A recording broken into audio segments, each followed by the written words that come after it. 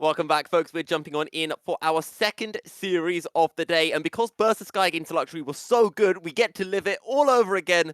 Sadly, not quite GAM. We'll be taking on Cerberus.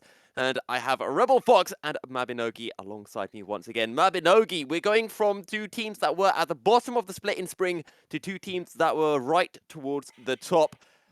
Are you looking forward to this one?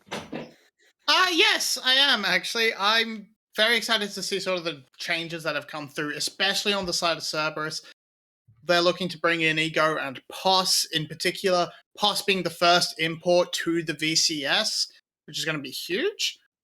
I'm excited to see if he starts a precedent, if he does well, or if he fails. Do we just go, nope, no more, never an import again? And Rebel, what about you? What do you make of the few roster changes for Cerberus?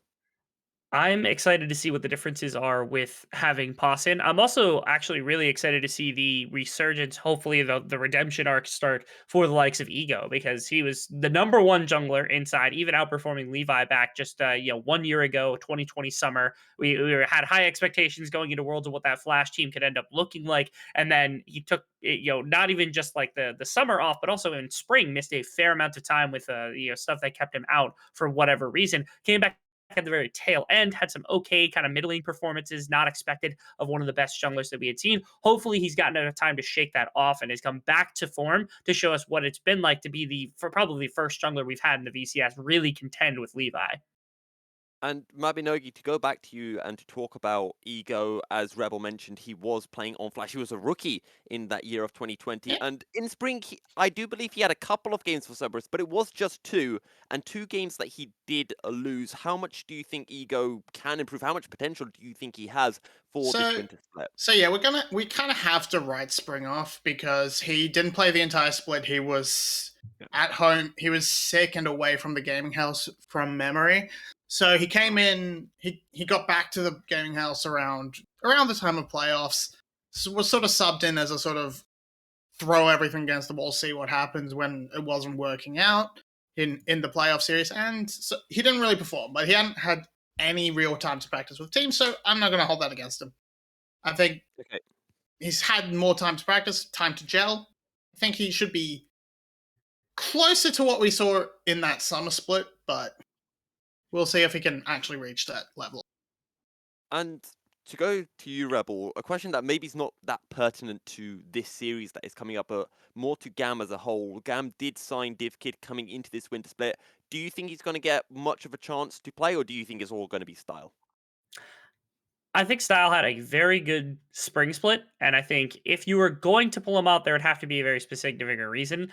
I think Style should start the split unless there is really something that's driving him out of the roster, which is something that we wouldn't necessarily know coming in. Our expectation, I believe, is that Style should be starting over top of 𝘀𝗀𝗀𝗀. Not to say that 𝘀𝗀𝗀𝗀 is a bad I've player by any standard whatsoever. I've just got word from production. Apparently, it's 𝘀𝗀𝗀𝗀𝗀 who's starting. So, do you want Really? to start that whole segment again, So, Rebel? so I have one thing that might be why you're gonna probably see Div Kid more than Shine, and that's B. Div Kid and B played together way back on EVOS, and they were one of the best duos. So they're probably looking to get that synergy back, try and build that build that bot lane back up, and that might be why you're looking to see him start over Shine. And that said, look, Div Kid was a huge shining light on a crumbling Flash roster last on in spring. So Well, it's Re there's also Rebel, just like oh, sorry, go on. Go. Yeah, I was gonna say, okay, so previous split Style had a good split, but I don't think Style had the kind of split that you would expect out of what is a GAM ADC. It I wasn't mean, it wasn't really competitive at the top level. I suppose like Artemis, Celebrity, anybody like that. He had a very good split, but it wasn't anything outstanding. I didn't think it was enough to actually kind of dethrone him, but like you said, Mobby, I guess Div Kid B, that synergy that they've got inlaid was just too much for GAM to be able to pass up. And just to go back to this bot lane, because would you both agree that probably the strongest part of Cerberus is that bottom lane, Artemis and 𝘁? Rebel, I will go to you first. I mean, it's really weird just because like Artemis is definitely perhaps if not the best in the VCS at the moment, definitely close to being one of the best in the VCS at the moment. I think that they had some really cool ideas with how they swapped 𝘀𝗶𝗹 and 𝗀𝗿 back and forth throughout the split, kind of depending on how meta was shifting and how they wanted compositions to go. To say that it's their only strength, I mean, 𝘀𝗷 is an absolute monster when he's in the right situation. And again, if 𝘂o is back on form, 𝘀𝗏 is kind of an unknown. We don't really know too much about him. We're excited to see the first import kind of step in. It's a roster that's built around the foundation that I think is 𝘂𝗏 in the bottom lane, right? Where it's like, no matter what the situation might be, if 𝘂𝗏 needs to, they can rely on 𝘂𝗏 to be that late game carry, be that kind of person that can take them over the edge if they've got nothing else going for them. Yeah. Is that a sentiment that you agree with on that, 𝘁𝗶𝗶𝗹𝘀? Yeah, I really think generally we've seen them play have Cerberus has played it with two pillars, and that is 𝘂𝗷 and 𝘂𝗏. They've been really strong. They've had a good foundation in 𝘂𝗏 as like a supportive jungler to sort of help lift those two up. But those two were doing the heavy lifting when it comes to damage share and all that. I think what they're really hoping for with 𝘂𝗀 and 𝘁𝗏 is to sort of spread it out a bit, make sure every lane, every role can carry its weight and do a lot of damage, which brings them up to more along what we expect from, say, GAM, where it's like everyone's running around 20-24% damage share across the board, which is like high numbers, but it's an even split amongst the team, not just focus on these two pillars or whatever.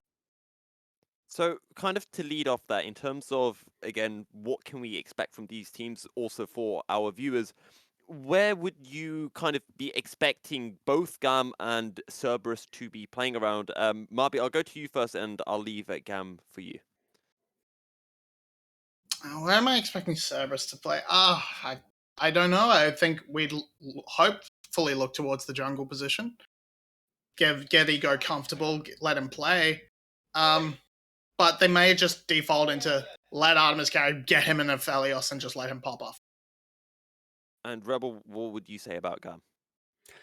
I would say, at least from what we saw in the previous split, there's quite a bit of action around the map for GAM when it comes to responding, but oftentimes they aren't the ones really leaning into this massive advantage. Levi isn't this like crazy ganking jungler where he's just constantly putting on massive pressure everywhere on the map. Oftentimes he's finding himself in more of a farming position, and his lanes don't really do much to they're all talented players. They're gonna all generate their own advantage. That's the crazy part about GAM is they play a very reactive style of gameplay.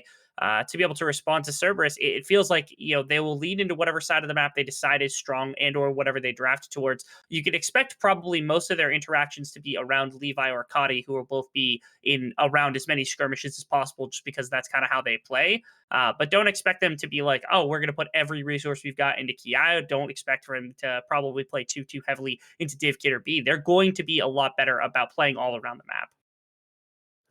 So, for this game then, predictions from both of you, if I remember correctly, was both the 2-0, or has that changed at all, knowing that 𝘂𝗀 is playing instead of Style? I'll throw to Rebel first.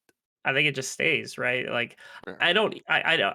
Cerberus is one of the very few teams that I think can contest GAM in terms of skill level and in terms of ability to beat other teams. But I actually don't know if there's a really good team this split that can actually beat GAM outright. And Cerberus being one of them as a potential, it's like they feel like a weaker version of GAM to start with until we see different, right? Because you've got 𝘂𝗀, who had the potential of beating Levi, that can be all around the map. And then you've got three lanes where it's like 𝘁𝗏, 𝘂𝗏, 𝘂𝗏, 𝘂𝗏, whoever it might be. That's three good places to go. But that's what GAM's been doing for years. They've got the best player in every single position in order to run exactly this strategy out of the VCS. And that's why I think GAM, pretty much no matter what the situation in a week one game against Cerberus, probably has the advantage. And what would you say, 𝘁𝗶𝗶𝗹𝘀? See, I think because I've actually got Cerberus winning with this, and this is a gamble I'm taking on 𝘁𝗏 and 𝘂𝗀. But if they do get the form that we would expect / hope from them, I think Cerberus's track record of sort of coming out the gate swinging every split should be like this. If they're going to take GAM down, it's going to be this. It's going to be this time. This is when they're going to hit GAM. They're going to have a good read. That's what they always tend to do, and they always catch the meta first, and then everyone else sort of catches up, and eventually GAM overtakes them because GAM is just really good. So week 1, day 2, really early on, this is the chance for Cerberus. I just want to quickly jump in and say, 𝘀𝑠 isn't starting. It will be 𝘁 who's No, starting for Cerberus. Still all the same? I'm pretty sure it's 𝘀𝑠. Well, I mean, to be Listen, honest, I'm not even going to question it too much because, or I'm not going to question the prediction of Cerberus beating GAM too much because you do have to put in an upset result somewhere. And if you think GAM drop the ball early on, that's reasonable. Rebel, I'll throw it back to you with kind of a slightly different question. Spring split, GAM went 13 wins, 1 Oh loss my in terms of god. series. It is pun, never mind. Get 𝘁𝗀𝗃𝗀𝗀. I'm sorry. Can you repeat? So I was like, okay, GAM went 13 wins and 1 loss in Yeah. spring. Do you think they'll be able to match that in winter? I think it's easily accessible to them to win. At the moment, at least, there's again when you think about the firepower that GAM has got, it's very difficult to try to manage what it is when you're standing up to a team with as much talent as GAM has. There are two teams who can do it consistently, who have the real possibility of doing it right now, which are Cerberus, who they're currently playing against, and Saigon, who are also insane and already 2-0'd and looked incredible in their first series. But GAM is still the Titan. They're the main villain of the VCS because they are always perpetually in the top 2 position, if not just outright winning. I think Levi encapsulates that perfectly as being the villain. And the heroes of the story are supposed to be Saigon and Cerberus as these 2 teams that are potentially competing just to get a shot at the final villain. Last split, it was Saigon who ended up winning. Maybe it's Cerberus this time. We're trying to see if someone can actually dethrone what are the most successful team of all time here inside of the VCS. I'm honestly really sad that you didn't mention 𝘀𝑠hi𝗰𝗋 as one of those teams after what was such a wonderful performance from them in our first Man's game out of the here day. But capping after one y- game. I mean, we did see 𝘀𝑠ky kind of throwing a lead, a bit like how we're going to throw into picks and bans because the first game, picks and bans, are underway. We have the Graves locked in for GAM. We'll see whether that'll be going into the top lane or into the hands of Levi as the Lee Sin are locked in for 𝘂o for Cerberus. And a couple of things that are hitting the bans that we haven't seen before yet. Well, we haven't seen yet, rather. Xayah. Well, now we're off 11-19. We actually deserve to see Xayah. She is so strong right now with her lethality Qmax. That, and someone like Artemis is definitely someone who's Xayah you should be really scared of. And Renekton, he's back. He's had his stun reverted. He's still able to just win win all the top lanes because he has a point-and-click really long stun that he's never going away, and I wish he would.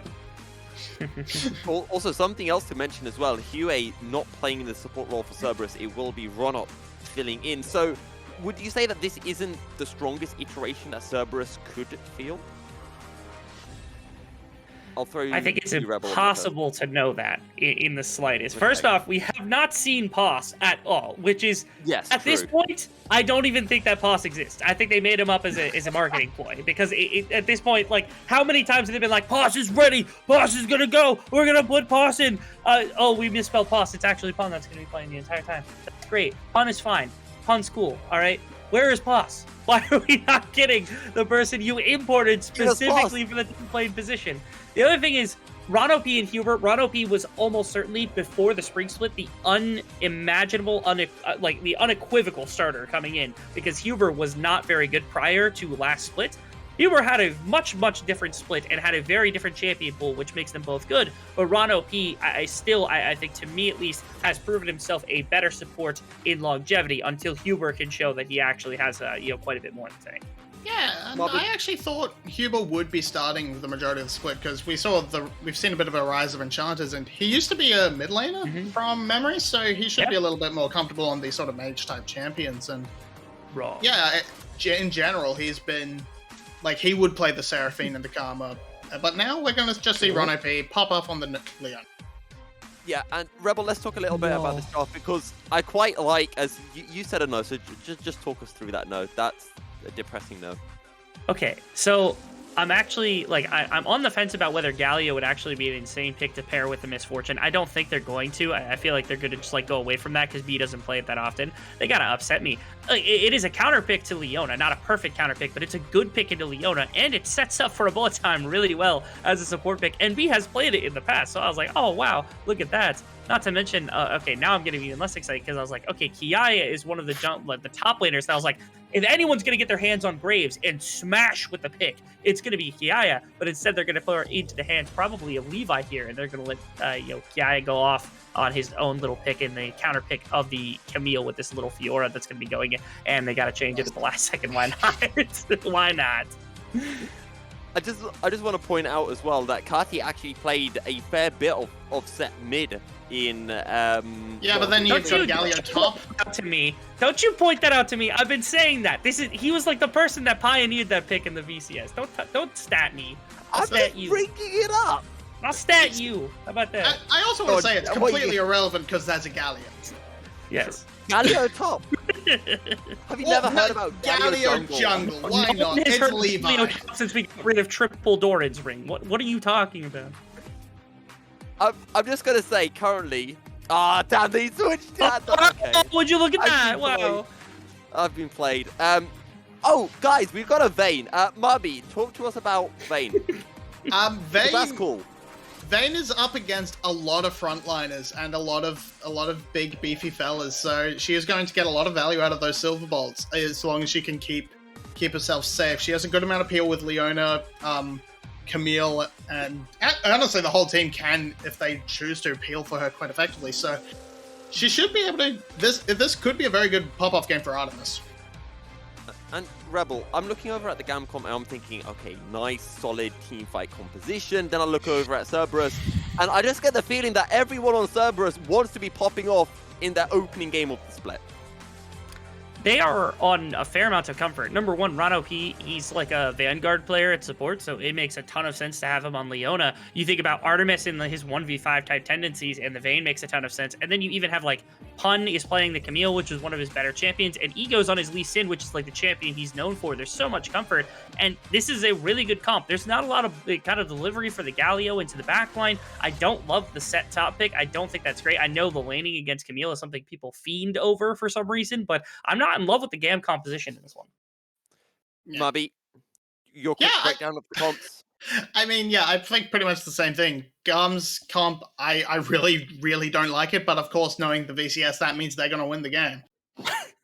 I mean, I'm just going to say, game one, better comps seem to win from what I was hearing from you guys. Or... Okay, I'm getting a shrug. Either way, we're jumping into a game, Rebel. Sadly, we've got no Ribbit. Sadly, 𝘀𝗏𝗏 isn't playing, but we've got better stuff. We've got a Vayne. Come on, that's pretty cool, right? I don't know who told you that like whoever drafts better in the first game is the winner. You do realize the currency before it was Rebel Franks was bad drafts, right? Like that's how horrible that this league is at drafting from time to time. Yulwei, I think, almost popped a blood vessel a number of times because of teams having such terrible, terrible drafts, which is why we had to reduce his workload. That and he's becoming too powerful, but that's not our fault. So, oh, we're into a pause. It's a good old VCS pause to start things up. I was sitting down, I just stood up, and I'm going to sit down again. I think maybe it just represents a bit how our moods will be swinging throughout this game, potentially. But let's talk a little bit about what we can be expecting from both teams in the early stages of this game. it feels as though, again, if you're going to index into what is a set top lane into a Camille, and you've got a composition with a Vayne that works into your composition extremely well, you've got like a Galio in your setup. There's so much that can be done with GAM's composition to set up a team fight, but I'm really terrified that really this all comes down to 𝘁𝗏𝗏, who like has all of the engage, a bunch of the front line, and all of the magic damage. He's got so much riding on him. And 𝘁𝗏𝗏 is an incredible player. Don't get me wrong. I love 𝘁𝗏𝗏. I think he's the best mid laner in this region by far. He might be one of the best players by far. But this is a lot to put onto a Galio's shoulders, especially when you're facing somebody like Artemis on something like the Vayne. This is a difficult prospect for me to try to swallow here.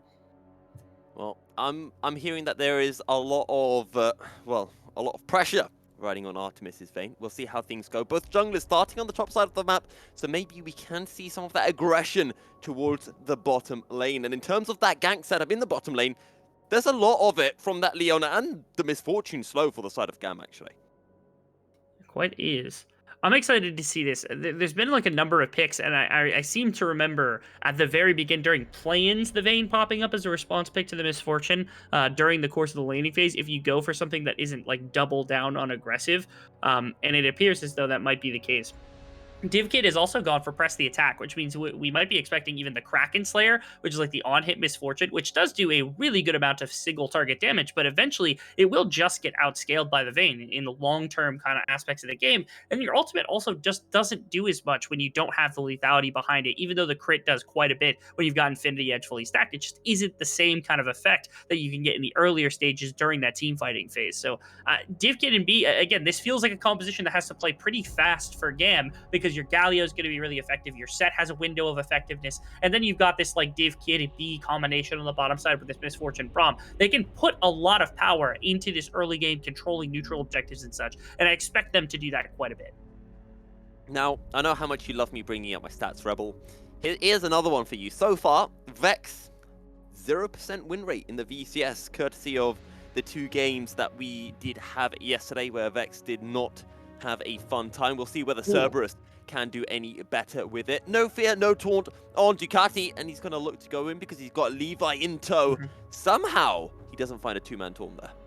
Nice little coverage. Yeah, just on the outskirts of that taunt comes through as 𝘀𝘀𝗋 nearly actually got to him. He backed for those early Predators, and I was a little bit kind of worried there for a second, as the combination of a Graves Galio is actually quite a bit. Levi had not shown... This is dirty. It's a 2-man taunt. The damage coming through onto 𝘀𝗀𝗋, but BA is here as well. The concussive blows stack, and it's 𝘀𝘀𝗋 who picks up first blood for GAM.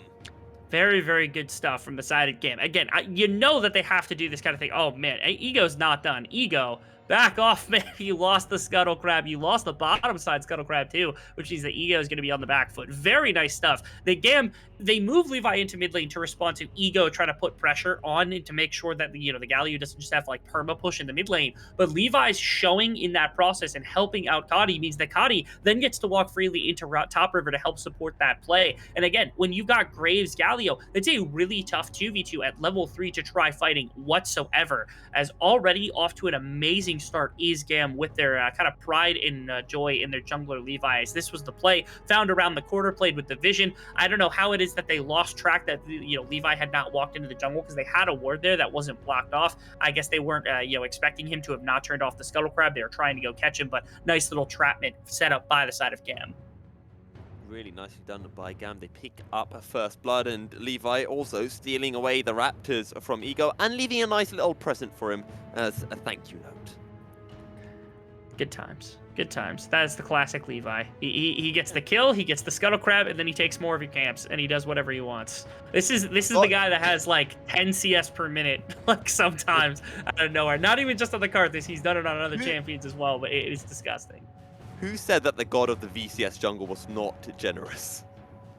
That is a great question. Is it generous to leave one Raptor? Is that what we're calling this? I believe so. It's a pity Raptor. It is a pity Raptor that doesn't reset your camp so that you're further behind on your second clear. If 𝘀𝗀𝗋 didn't clear that one away when he was in the mid lane, I would be very mad at 𝘀𝗀𝗋.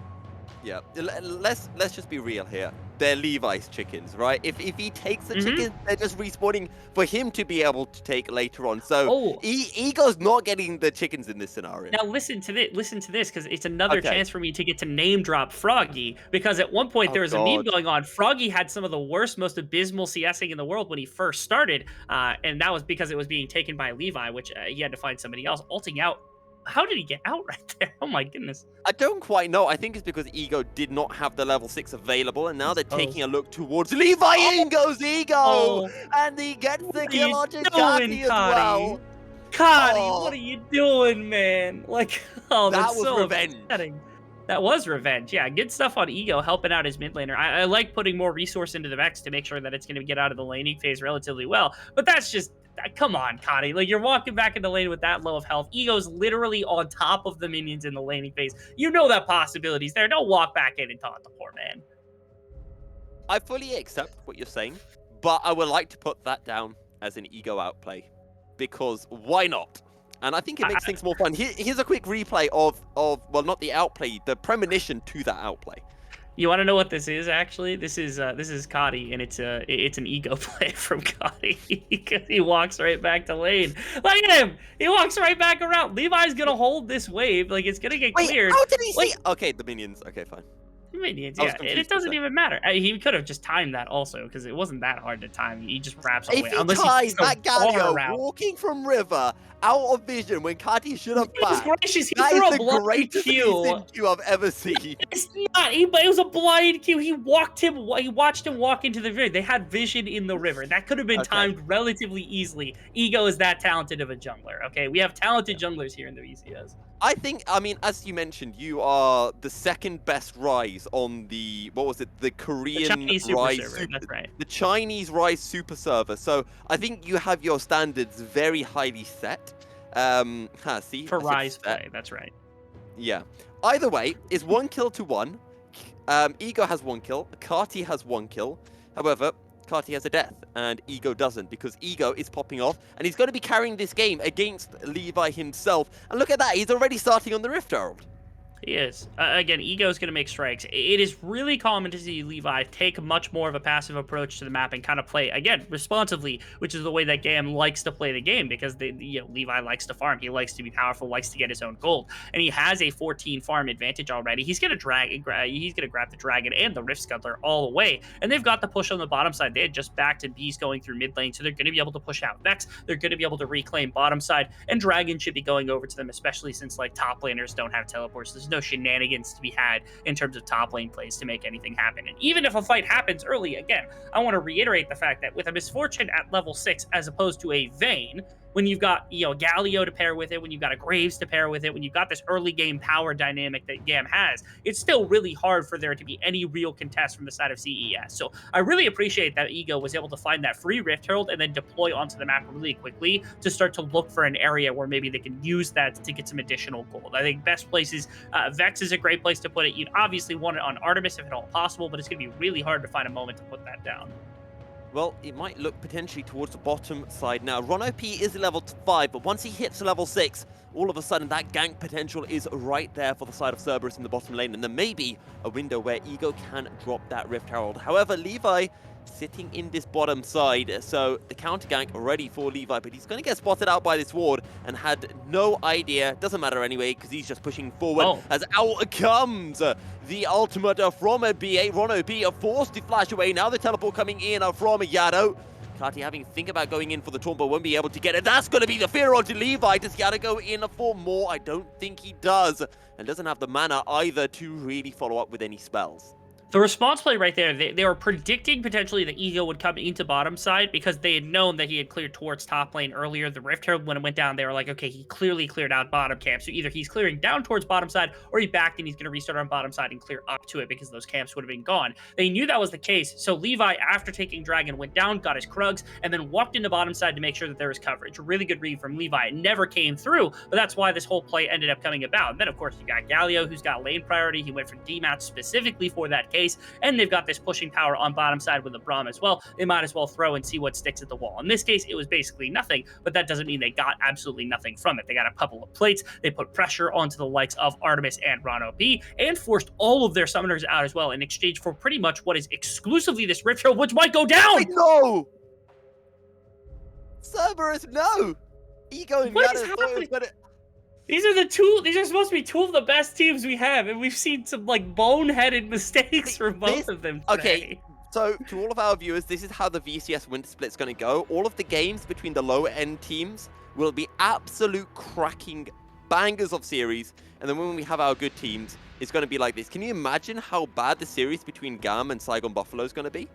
Oh man, don't even start with me about how good that series is going to be, even if it's horrible, because I'm going to be very excited to see what the rematch looks like after that finals appearance, especially if they decide to stop playing a random mid laner in the midst of the series instead of 𝘀𝗏 and keep him in the entire time, just to make sure that that's going to come about. But that's enough about Zygon, because we have important bits around the top lane. But again, Levi, responsive. He sees where Ego is going on the map. He's pretty much had him read all game, been tracking him effectively all across the map and has been shutting down the majority of this pressure. Had it not been for that one play onto 𝘁𝗁 where 𝘁𝗁 kind of egoed and walked back into mid lane for absolutely no reason directly into Ego's Q, it would be a deathless game for GAM, and 𝘁𝗀 would have had 3 like response plays that would have been to where Ego's positioning was on the map. 𝘁𝗀 is reading him like a book today. Now, we've heard the pro GAM just there with the pro 𝘁𝗀 statements. I'm just going to say, you've got a 𝘁𝗁 on your team, you've got a 𝘁 on your team, you've got scaling, and after 12 minutes, you're pretty much even. I think Cerberus are fairly happy with the game state right now. I agree with that. Their one problem again is that their team doesn't suddenly get a bunch stronger in the mid game either. They're really relying on getting Vayne into like 2-3 item territory, 4 item territory for that really to start to pop off. And in this first item spike into this like first, second item spike, that kind of territory, the Galio is going to reign king, the Misfortune is going to reign king, and the Braum is going to be very hard to deal with. And if you can get 𝘁𝗁 into team fights as well, 𝘁𝗁 is going to be a menace because this is a point where Set is both bulky and has a bunch of health to work with, which means that it's really kind of second Rift Herald and third Dragon. It's again one of these kind of mid-game spikes that we're looking for, where GAM doesn't even necessarily have to have a gold lead at that point, but they can enforce their will at that point specifically. Cerberus has done a good job maintaining resources right now, but they need to make sure not to bleed out too much. I want to see them actually take the next Dragon. Even if they give up second Rift Herald, that's okay. If they get the next Dragon, that means that all of a sudden the Dragon stacking mechanic takes them into later game territory where their composition really starts to shine. And it's something that we do see every now and then teams forgetting. They think, oh, we're playing against an early game team, we're ahead by 1k gold at 20 minutes, we can win fights. No, you can't, because it's still an early game team. It still does so much work. Oh, goodness gracious, too. We're even seeing 𝘁𝗀, he's not going for, like, the sustained build. I know that was nerfed down at least a little bit in patches, especially since we're on 11.21. But he went for the U moves first, which means if you are to interact with this Graves and he hits you with a Q against a wall, your health bar is going to be very disappearing very quickly. That's a magic trick that 𝘁𝗀 likes to pull. As GAM finally able to capitalize on this bottom side that's now won in multiple areas, because you had, of course, the dive that didn't lead to kills, but did lead to a couple of plates. They're able to put on this pressure with your Misfortune over top the Vayne in terms of trading early, range early, and that's led to 2 dragons as well, which again, I didn't want to see, because GAM now, they're opened up to playing around this neutral objective control and being like, okay, if we get 3rd dragon, all of a sudden you have to fight well ahead of the timer that Cerberus is going to be looking to play, and that's just not a good thing whatsoever. So Cerberus, this next dragon is going to be so crucial for how lively you are inside of this game. Do you have a bit of life left inside of your team to make sure that you don't have to go fighting when you don't want to ahead of time before that spike starts to come through?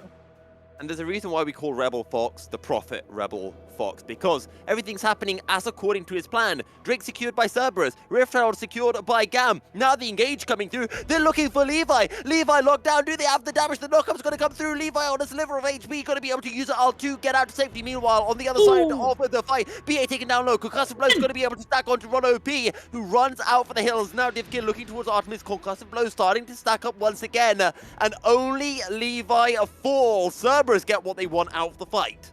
Pun, what a play right there, able to find that second auto attack onto 𝘁𝗀 underneath the tower. Again, another instance in which it felt like 𝘁𝗀 might have stuck around just a little bit longer, a bit big for his britches right there. It's not that bad. It's not that crippling here for the side of GAM, but again, the gold neutralized by the side of Cerberus. They find themselves a play, and the Rift Herald goes into their back pocket, I believe, as well, as that's in Ego's inventory. What a start to the game. That team fight could have gone disastrously, but they split it in 2 different directions. They made sure they could keep Artemis alive on the left side of the fight, and after they just peeled the 1 kill off of 𝘁𝗀 to make sure that he goes down, that's all that is necessary here for the side of Cerberus to walk away happy with that situation.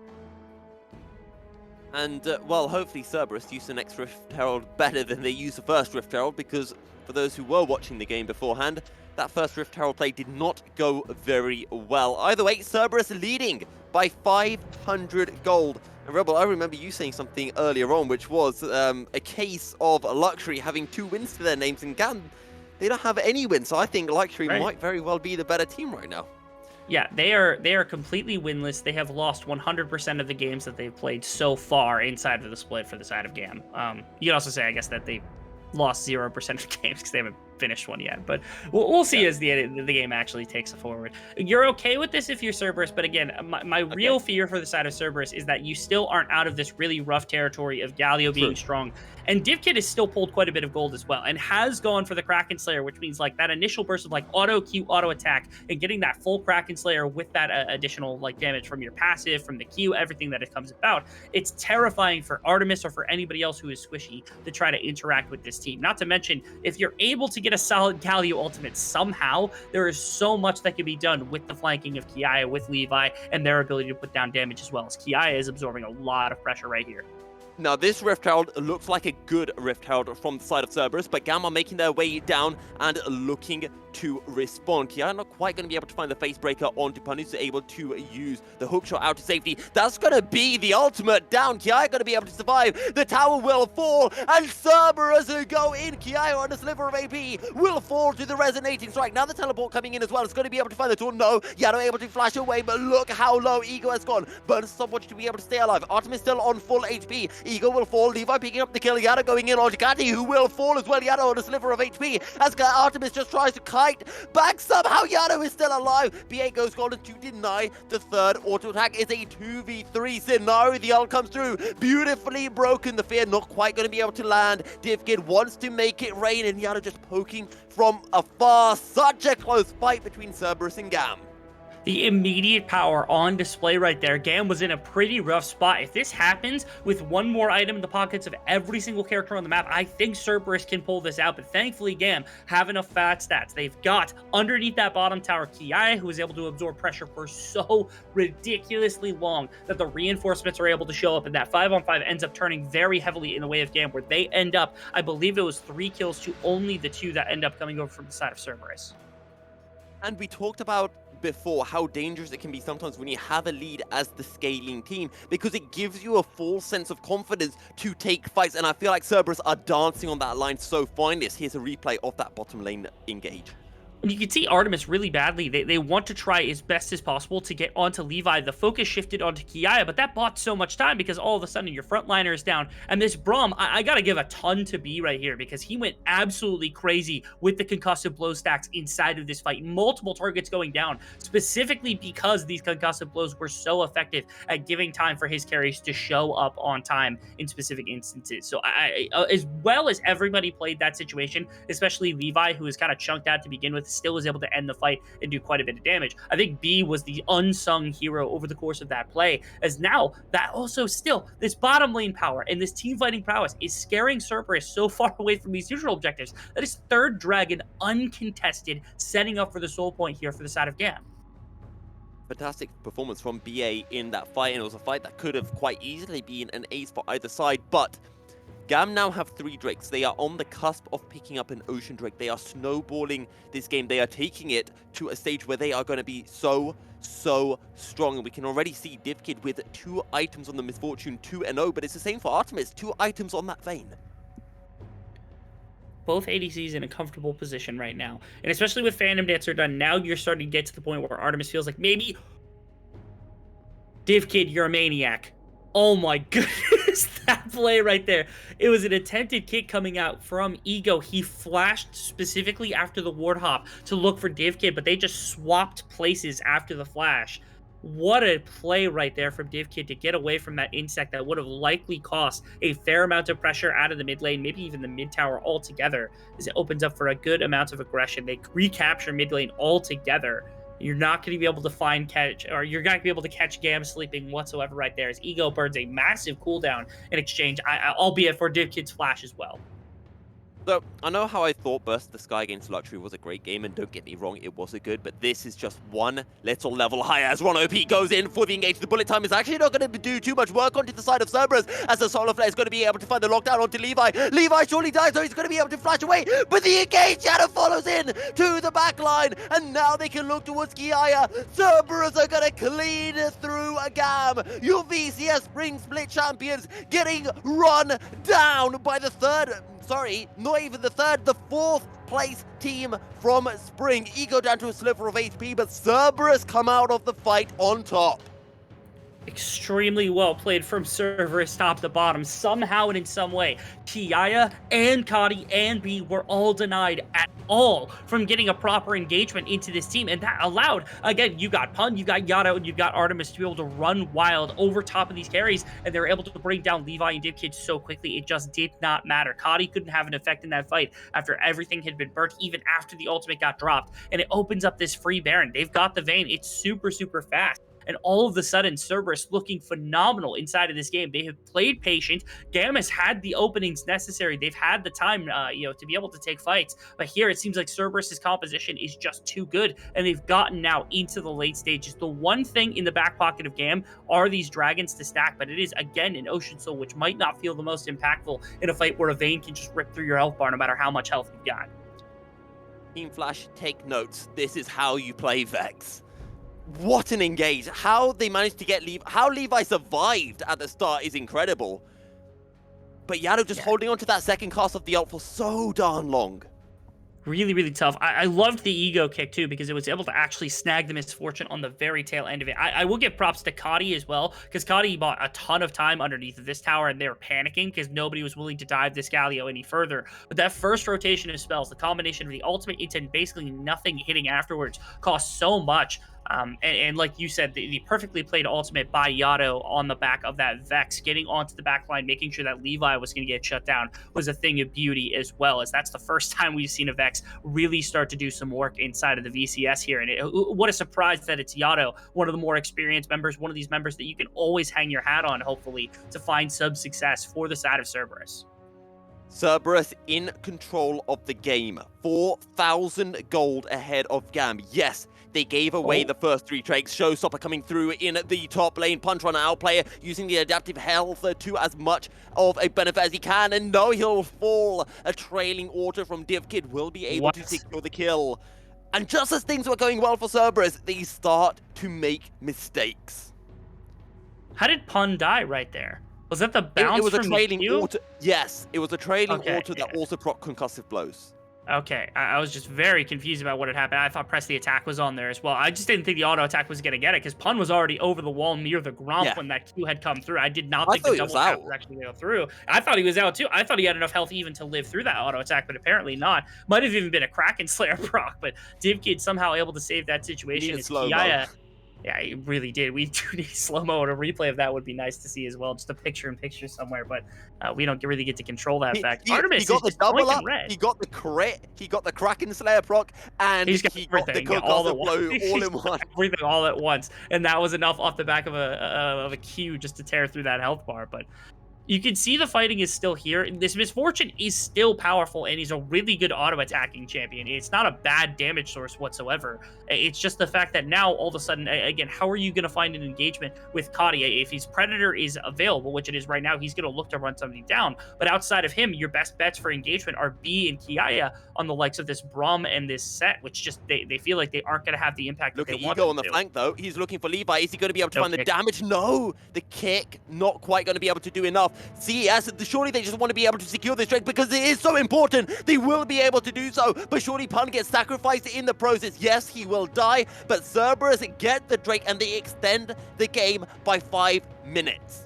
See, now this is the really crucial part of Cerberus's game, though, is they're transitioning out of the control of these neutral objectives from GAM into a game of their own where they have to win. And if they continue to give up gold like that, the way that they just did in that fight, not only do they lose the kill, but they also lose the mid tower. This is how GAM can actually struggle their way back into the game and take what was supposed to be a composition that fell off and turn this is a big engage from 𝘁𝗏, but isn't enough. The bullet time is surely going to shred. No, Artemis is going to be able to flash away. What can he do? He's trying to kite, but in comes the Ego to defend. So 𝘁𝗏 knocked it into the wall. Artemis solo, he's taken down. It's a kill for GAM, and Cerberus are down to just 2 members. Pun will be back up momentarily. What can 𝘀𝗀 and 𝘁𝗏𝗵 do? Maybe they can look for an engage, but no, GAM will just retreat, and Cerberus are slipping. Cerberus are sliding, and they are losing control of this game. Unbelievable play right there from GAM. Again, this composition is not something you want to take into the very late game because your damage will basically only be based on the Graves and the Misfortune who don't have the best access into this line. You definitely don't want to take this into 𝘁𝗻𝘀 on this Vayne or anything like that, and yet somehow they're able to muscle back into the game at least a little bit. Levi's insanely strong, and they've still got this engage out of 𝘁𝗏, who again is the person my eyes are on. He finds this massive taunt under mid tower and opens up even more space. Cerberus, they have to force themselves into these bad situations, that not necessarily good situations, around these dragons to shut out that soul point. And right there, you saw it cost them not only the kill in the mid tower, but also opened up the engagement because they didn't want to give up secondary mid tower, but they really didn't have the ability to stop that from happening one way or another. I do feel like that fight takes the state of the game out of context, because that was one of the best engages that GAM could have gotten. It was such a huge engage from 𝘁𝗏. They were able to get so much focus on it to 𝘁𝗏. Here's a replay. It was a great setup, and worst of all, again, that bullet time that came out from 𝘁𝗀, if you weren't tanking tower, would have absolutely just ripped this Cerberus squad apart, because it would have meant that he could step up and auto attack. 𝘁𝗻𝘀 got shoved out the top side of the fight immediately, and again, they did not want to give up the tower. They wanted to keep competing, but they had absolutely no bearing to actually accomplish that fact. So what a play coming out from GAM, and especially, again, 𝘁𝗏. I can't speak enough about the longevity of these two mid laners and just how good 𝘂𝘂 and 𝘁𝗏 are. But 𝘁𝗏 has stepped in ever since he was on Flash as a very young player and won the split over top of GAM in 2020 spring and 2020 summer. And they went out and they got him for the 2021 split. He has been the best mid laner ever since he has been inside of this league, and for a very good reason. They put a lot of faith in him in this game on this Galio to do a fair amount of the heavy lifting in a number of avenues, but especially trying to find these engages into 𝘁𝗻𝘀, into this Vayne, and into this CES squad to let the damage from the likes of 𝘁𝗀 and Levi reign. And 𝘁𝗏 going to go in, he's going to be able to find the taunt now. It's going to be the bullet time shredding through the Leona, but the teleport's coming in. What can they find? On to 𝘁𝗀 goes a punt, but not going to be able to find any more than that. And Cerberus, they deny the Ego. Oh yeah, that's a huge storm, but is it going to be enough? Ego now looking to go in from the side. 𝘁𝗏 with the hero's entrance going to be able to find some work. The showstopper into the backline, but Pun's just going to get to 𝘁𝗏. Is going to get taken out as 𝘁𝗻𝘀 is doing work, and 𝘁𝗻𝘀 is still on full HP. Levi falls as well. It's the Vayne game. 𝘁𝗻𝘀 is popping off. 𝘁𝗀 low, 𝘁𝗏 low, Cerberus come out on top. This is such a close fight, top to bottom once again. I thought 𝘁𝗏 had done enough work to legitimately end up turning things on its head, but as it turned out, again, 𝘁𝗻𝘀 is the clutch factor, the late game hyper carry for the side of Cerberus, the thing that they can, no matter what the situation, hang their hat on to hope that he can carry them through a game, and they are doing that here and now. 29 minutes in, this Vayne is on super power mode. 𝘁𝗏 has to try to stop this. 𝘁𝗀's here too. Kill 𝘁𝗻𝘀 or be killed. Pun goes in. 𝘁𝗀 is down. You cannot kill the Vayne. The Vayne will murder you. GAM lose 2 more members. They'll lose the Baron. It was a worthwhile attempt, but an unsuccessful attempt. Absolutely incredible stuff from the side of Cerberus, and on a handful of occasions now, I have to point out specifically that Pun has been clutch with some of these E flashes that have been coming out. The hook shot flash onto a priority target to the side of GAM have been humongous here to set up for some of these fights and some of these plays that have come out from the likes of Cerberus. Right here, we get to see back at what exactly had happened. Again, it felt like no engagement ever really stuck. That first one didn't come through. 𝘁𝗻𝘀 is free firing into this team. Pun has to walk out the back of the fight, but GAM can't pick a target. GAM can't find the exact member that they need in order to make this fight work. Yeah, I don't know who's popping off more, 𝘂𝗀 or 𝘁𝗻𝘀. Like, there's so many members that are playing such incredible League of Legends right now. 𝘂𝗀 somehow found an engagement into multiple members because I was worried. I was like, they're sending in one person at a time, but it seemed to work out effectively because it took away a lot of GAM's ability to make very quick decisions, which is what happened right there. Levi also was maybe one item away from just popping off and killing multiple people at once, as he's just caught out in the jungle now. 𝘁𝗻𝘀 is going to try to hunt him down. Levi overextending, 𝘁𝗻𝘀 on the chase down, but there's a lot of lethality for Levi. Can he outplay this? There's just no damage. 𝘁𝗻𝘀's just going to murder Levi where he stands. And the best jungler of VCS, of all time in VCS, murdered by 𝘁𝗻𝘀. And you talked, Rebel, about 2020. Flash against the GAM, or at that time, I think it was the 𝘁𝗀 Marines. What a season that was. So close between the pair of them. And we spoke earlier on, who would be the team to be able to rival GAM? Cerberus, 𝘀cie𝗰𝗶𝗹𝗀. Right now, it looks like Cerberus might be the team to beat this year. Cerberus is having amazing performances at multiple positions. Is Rano, The he's solar underneath flare the onto 2 members, and now Artemis just going in. He's exhausted, but it doesn't matter. The damage is absolutely ridiculous. And Cerberus got to get through 𝘀cie. Surely almost gets taken down by the Haymaker, but it is such a one-sided fight. Cerberus slaughter GAM. Once again, they might even look for the end, but on a scaling composition, or I should say GAM on an early game composition, the hope is starting to fade. It seems like the death blow is not going to get dealt quite yet, but man, Cerberus is right on the path to do that. The interactions of this comp from GAM, it's just not enough to be able to actually work with anything, Yano! The final engage comes through, a last breath goodness. for GAM in this game anyway. It won't be their final breath of the series because there is still a game 2 and hopefully a game 3 that awaits us. But either way, Cerberus Esports starts the VCS Winter Split with a bang. It's a problem with composition. GAM tried just as hard as they could right there to make sure that they could work in the immediate points. The thing is they put so little emphasis on the players that work really incredibly. You think about the effect that 𝘀cie and 𝘁𝗏 can have, and you're putting them on the likes of 𝑠ett into 𝘁𝗏𝗎𝗀, which is not going to have a bunch of interaction, and you put them on the 𝗀𝗏𝗀, which is a roaming champion. It's got a lot of teamfight potential, but to me, like, there's so much more that 𝘁𝗏 could be doing on other than playing 𝗀𝗏𝗀 duty here, and there's like that composition just doesn't feel great. This is actually really akin to what they had did against, I believe it was Team Secret in the 2021 spring. It was pretty much the only team that could have beaten them at the time, and they had a composition similar where it's like, okay, the early game has to go well, we have to dominate, and when they fell short of those tasks, they ended up getting outscaled by Team Secret in the end, ended up losing out. It felt very akin to what we saw just now with Cerberus. Now, 𝘁𝗏𝗀𝗀 is going to have a huge smile on his face because he predicted Cerberus to win this series, and I can't wait to hear his thoughts about this game. But first, we're going to be jumping on into a short break, and then after that, we get to hear Rebel and 𝘁𝗏𝗀𝗀's full thoughts about this game, and look forward to Game 2 of the series. Stay tuned.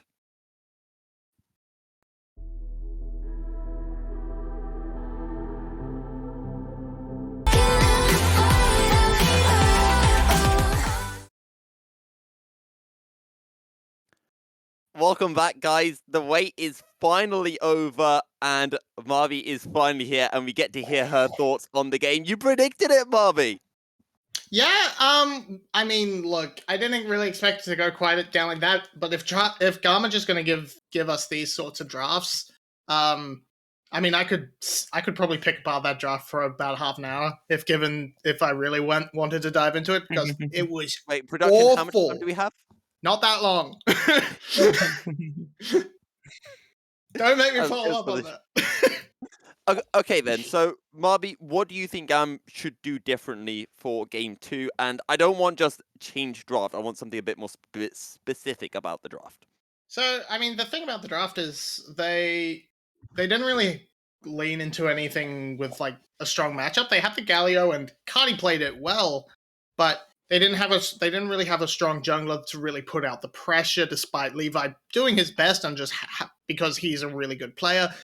They picked a mediocre top laner, no pressure there as well. And so it just left their only real pressure coming through the bot lane, and 𝘀𝗏𝗏 played that extremely well. So I think just something with a little bit more priority. Do we have to suspect 𝘁𝗏𝗏's champion pool if he's pulling out the 𝗀𝗏𝗀? Probably not, because it's one game, but please just pick something more like a Syndra, more like a 𝘀𝗏, more like just something with good wet, something that can actually sort of have that pressure and a good, strong early jungler for Levi to put that pressure on and take it to Yado and Ego, because even on these lesser champions, they still did really strong in the early levels.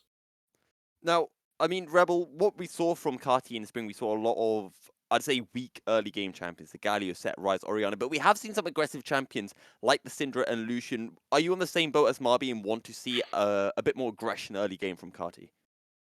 Yeah, anytime I get a chance to see 𝘁𝗏e play something with a little bit more skill intensity, is a good time. Just because 𝘁𝗏e definitely deserves that kind of respect. Also, more damage. I mean, everything. When you're relying on a Galio to do a fair amount of your late game magic damage, there is a problem, especially when he's also your main frontliner. Like, there's so many problems with a Galio pick. I just want to see a composition. I know Levi isn't an engaged person unless it's Zach for some reason. I don't know why he is an affinity for that champion. Or But Gragas. or Gragas, that's true. But I mean, in fairness, he plays Gragas like an assassin, which Predator. I mean, Predator Gragas that Predator. exists. But it would be nice to see if they had an actual engaged champion. Set did not fill that role, and Set will never fill that role. And anybody who tries to convince you otherwise is trying to fool you. So I don't know whether or not they expected more from the Set in terms of engage in that game, but you never should be able to hang your hat on Set getting a solid ultimate into another Galio ultimate or anything like that. Now, I have a question for both of you, and I'll throw to 𝘁𝗶𝗶 first. And the question is, should any of the champions from Cerberus's draft be specifically banned away? And you're not allowed to say 𝘁𝗏 because that champion should always be banned regardless. I mean, yeah, 𝘁𝗏 is the obvious one because it's absolutely ridiculous. But other than that, maybe Lee Sin, but that's also just a really strong pick in all of its own right. So, Vex as well. Vex. None of the picks were like, you must ban this away because it is a specific pick for a player. These are just really good picks. The only ones that aren't just really good picks were the bot laners. And no, I don't think they had the impact where you're like, well, we really have to get rid of the Vayne. Because the Vayne was mostly only really good because of the comp GAM drafted, which was all these short-range bruiser types. I'll launch tangentially off that only because I think it's important that Vex is a strong champion, probably should get banned away. Nobody else has shown what 𝘂𝗏 just showed. 𝘂𝗏 was not only a solid damage dealer, but also was literally diving onto carries in the back line. That's why the champion needs banned. It was strong, and it deserves being banned anyway, right? But if 𝘂𝗏 is going to come out and show he can flex on that champion, get it out. Yes. we don't want that there. We can't have that here. It's true. You're not looking at Vex and saying, oh, maybe they're just going to pull a 𝘂𝗏 or something. I feel like you're both biased and you just want the Vex to be banned from 𝘂𝗏 so you can see them play Zoe. I honestly think that's the only reasoning behind that. Which is good reasoning, to be fair. I want to see some Zoe. I'd rather see Vex than Zoe because I'm sick of Zoe. But relative. You want to know what I think? You know what I think it's a little bit too quiet from your microphone for you to be in a stadium full of people. I don't think your background's real, 𝘁𝗏𝗏. You know what? We're going to completely ignore Rebel, and we are going to jump on into picks and bans for game 2. I'm not even convinced you're a cereal. Milk What does sucks. that mean? You are not a 𝘂𝗏𝗏 breakfast. Bottom text.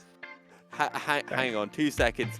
I need to change the green screen background to cereal. But Hey, okay, we are Vex ban, but it was by Cerberus this time. Yes, Cerberus banning away the Vex. 𝘁𝗶𝗶, what do you make of that? Does that just mean that Vex isn't good as a blind pick champion and is better as a counter pick? Well, they did blind it last game, so I think it's more it's not a pick they want to first pick, but it's a good first rotation on red side sort of thing, and so they just don't want to go for that. But they are instead going to go for the Renekton, which, as I said, it's the VCS's favorite blind pick. It's also Pun's favorite champion as well. His most played champion in spring. And Compared to the... Oh yeah, actually true. 𝘁𝗏𝗏 is still open though. Rebel, do you think that should be the answer for GAM?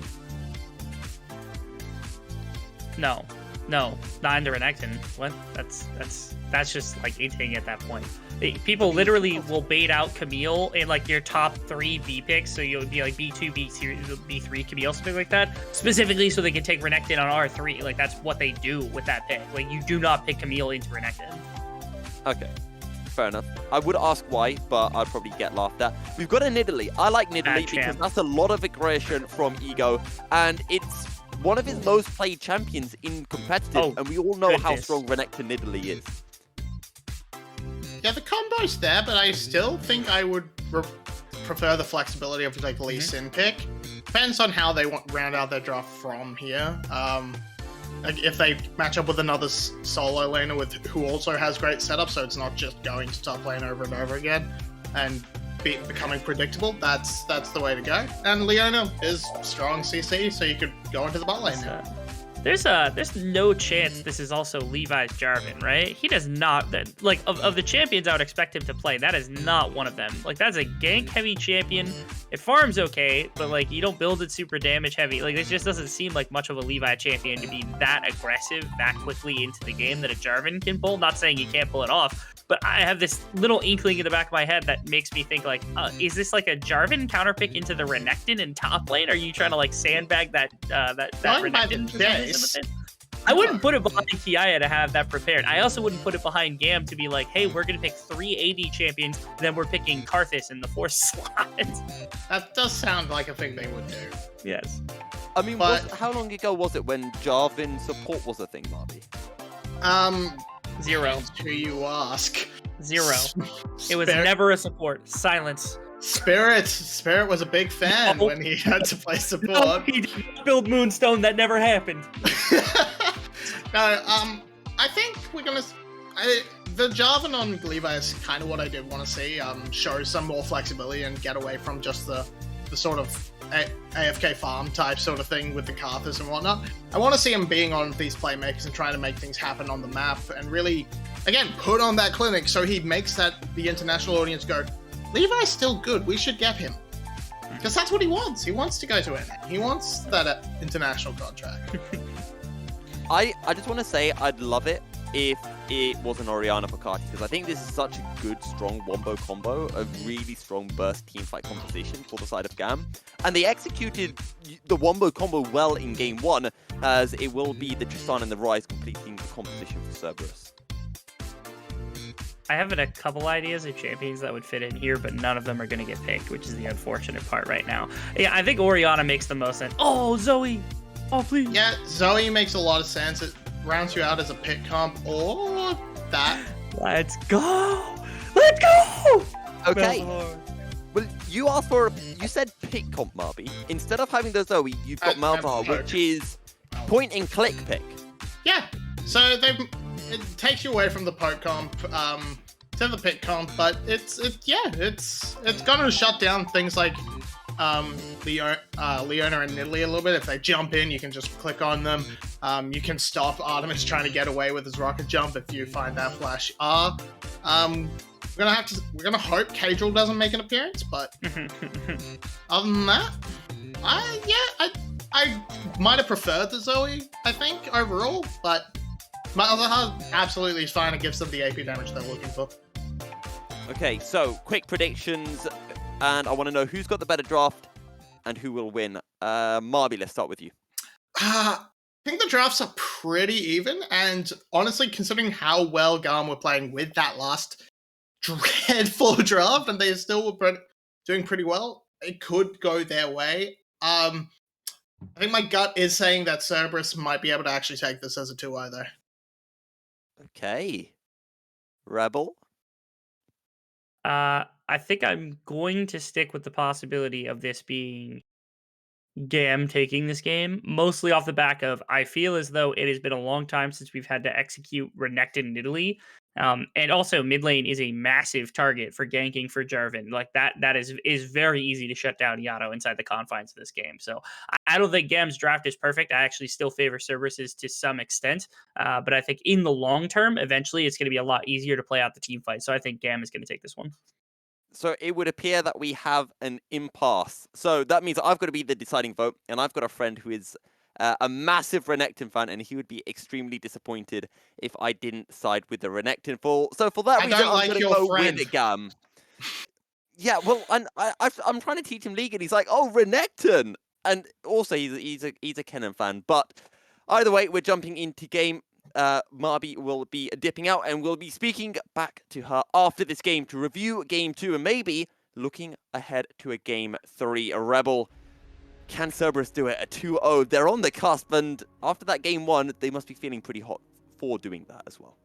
Yeah, I mean, the setup that they've got this game actually has some bearing to it. Number one, GAM did go for the Rakan into the Leona matchup, and I've played that matchup. I know that matchup. I'm convinced Rakan is not bullied by Leona as much as I've heard people say that he is. As a Rakan one trick, I'm gonna hear you say. As a Rakan Leona 2 trick, yes, the matchup's better for Leona, but it's not it's not terrible. It's like Okay. it's like It's it's a 65, matter of 35. it's a matter of this, right? If Rakan is playing like as much forward as you possibly can, which is what Yeah, Rakan typically does into a bunch of different champions, and you're playing super aggressively, it's super easy for Leona to just be like, okay, CC, now you die because you don't have yeah, Aftershock, you don't have the W for the Eclipse proc, you don't have the damage to match me. You're just not going to win. Like Leona will yeah, just destroy you. But if you're playing reactively and you say, okay, if Leona presses E, I press W, and then I put shielding on my on my ADC, all of a sudden, like this reactive lane means that it's a lot harder to capitalize on aggression from the side of yeah. Leona, which is why I'm comfortable with them having done so. The real fear actually is topside, where you have put 𝘁𝗀 on a Jace and you put it into a Renekton Nidalee lane, which is really risky because oftentimes it is Jace that's going to need a fair amount of resource in the topside, and it feels like this is one where it is possible that Cerberus is going to be able to cut him off. Now, as much as I'd like to continue talking about Rakan Leona matchup and even this top lane matchup, I think we're missing the elephant in the room, and that's the fact that Levi is playing Jace. I'm gonna actually double check at some point to see if he's probably has been playing for a while. Levi is playing Jarvan. Oh, Jarvan, that's what I meant, Jarvan. Yeah. They both That's begin what I with meant. J, okay? Oh, that's okay. I get it. Yeah, it's one of the first times. I know there's a running bit that I know our one of our longest standing members, 𝘀cie𝗰𝗶𝗹𝘀, who is not on broadcast today. He always talks about if S of M does it, then Levi does it. Poor 𝘁𝗀. Oh no, Ego, you're insane. Okay.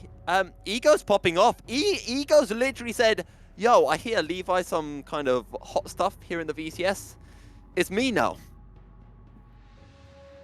Yeah, it is. It's Ego showing back up to form from what we had seen earlier. Actually, I also really liked the little knock, the little shout out to 𝘁𝗀, his ex teammate on Flash, by popping that Flash icon right as he went underneath the tower. As again, this is another one of these matchups at level 6 with Predator. I mean, 𝘁𝗀 is just a menace to deal with. The wave control that you've got to be able to match against the likes of the Ryze, the ultimate is enough to shut down a Ryze in the midst of a combo. So as long as he is the only person that is there, you're never really worried whatsoever about actually dying as the 𝘀𝗀. So here we have Ego. He is pressing the pedal to the gas just as fast as possible against the likes of the Jarvan. Nice little bounce from Yato, I believe, is what sets up this root into spear combination that allows Ego to go under tower.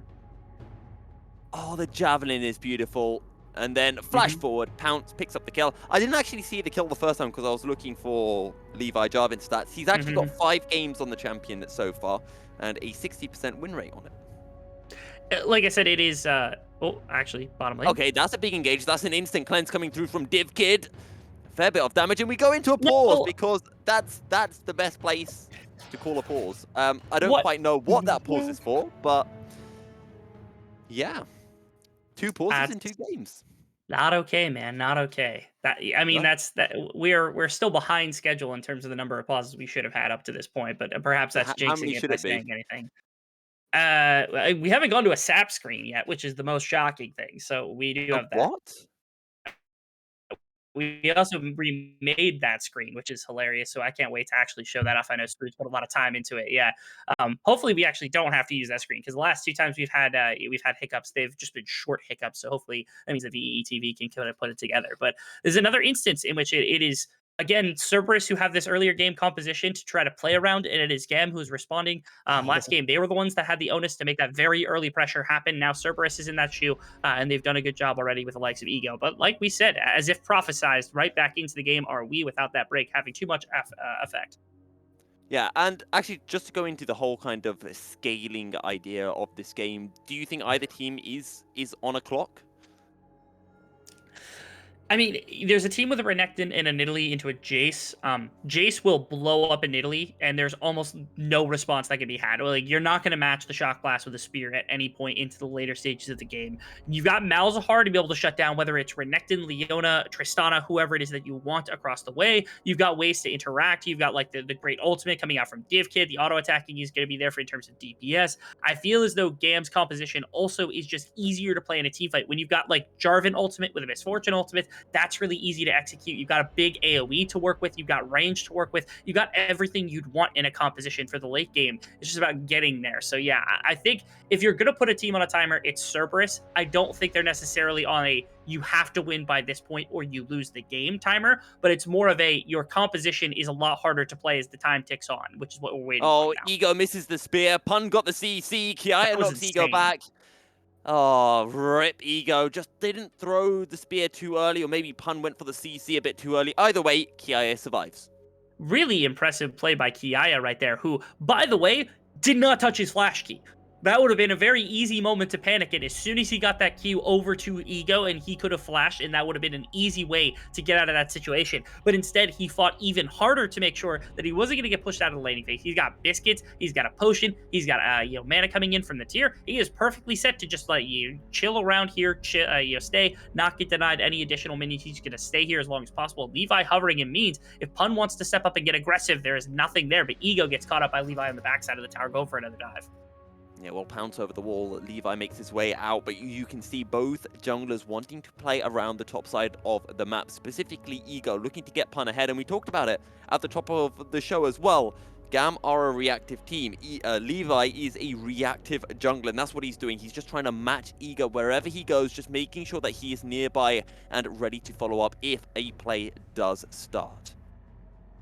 I'm excited to see what GAM's composition also does into the later stages, because this is... first off, I love 𝘀𝗀. I think 𝘀𝗀 is an amazing champion. It sucks that nobody's been using him for literally years, but he has been strong for a long time. That ultimate's still one of the most game-breaking. And his damage in terms of scaling is incredible. Like, 𝘀𝗀 is one of the better scaling mages inside of the game right now, and people have just disrespected the level of damage that he can output on like 3-4 items, as long as you don't go full into utility. If you go full into utility, I mean, you cost yourself whatever it might be. Here, Artemis under some effect, waiting for the EQ is Levi. Oh, he's able to sidestep the knockup, but he won't be able to sidestep the grand entrance. 𝘁𝗀 picks up the kill, and to be honest, Artemis was never getting out of that one. Extremely clean. Yeah, I love the combination of abilities there, because again, you wait for the rocket jump to come out so you can't buffer any of the CC, and then you have the EQ come out from Jarvan, which best case scenario it hits, worst case scenario you just become a body for B to be able to bounce to and use that grand entrance. And yes, that means topside's under some more effect. 𝘁𝗀 in a very dangerous straits. Having that flash is very helpful, but 𝗀𝗏's there. He's not taking any risk. He flashes over the wall. He uses the Shield of Daybreak to guarantee the CC, and 𝘁 finally gets a kill this game. And now GAM, they're looking towards this mid lane. 𝘁𝗀, is he going to step out? GAM don't actually have vision, and now Cerberus, they might get caught out. They're going to drop a ward, and they know that all 3 members are in that brush. Yeah, you didn't see anybody anywhere on the map. I like that there's a little bit of a sussing out that is done right there from the side of Cerberus, as they are afraid of what is going to happen. Because when you've got a level 6 Jarvan, a level 7 𝘀𝗀, there is a legitimate fear of things actually going very awry for you very quickly, especially if there's a support roam, A&E roam, with how fast 𝘁𝗎fortune can get there. So there is kind of brought out, and now Cerberus is able to just take it all over, even throughout vision, even with 3 members on the top side of the map. GAM just not willing to make the aggressive move. Instead, they're saying, okay, you can have the kill into 𝘁𝗀, you can have the Rift Herald. We are okay taking this game into the later stages. So Cerberus 1.5k gold up, and Cerberus doing what they did in game 1, prioritizing Rift Herald over the early Drakes. That first Drake of the game still available. We'll see whether GAM will want to look for that one, because currently Levi is actually on the wrong side of the map. He's top lane, just taking his Scrugs, and will probably be resetting now. Almost certainly.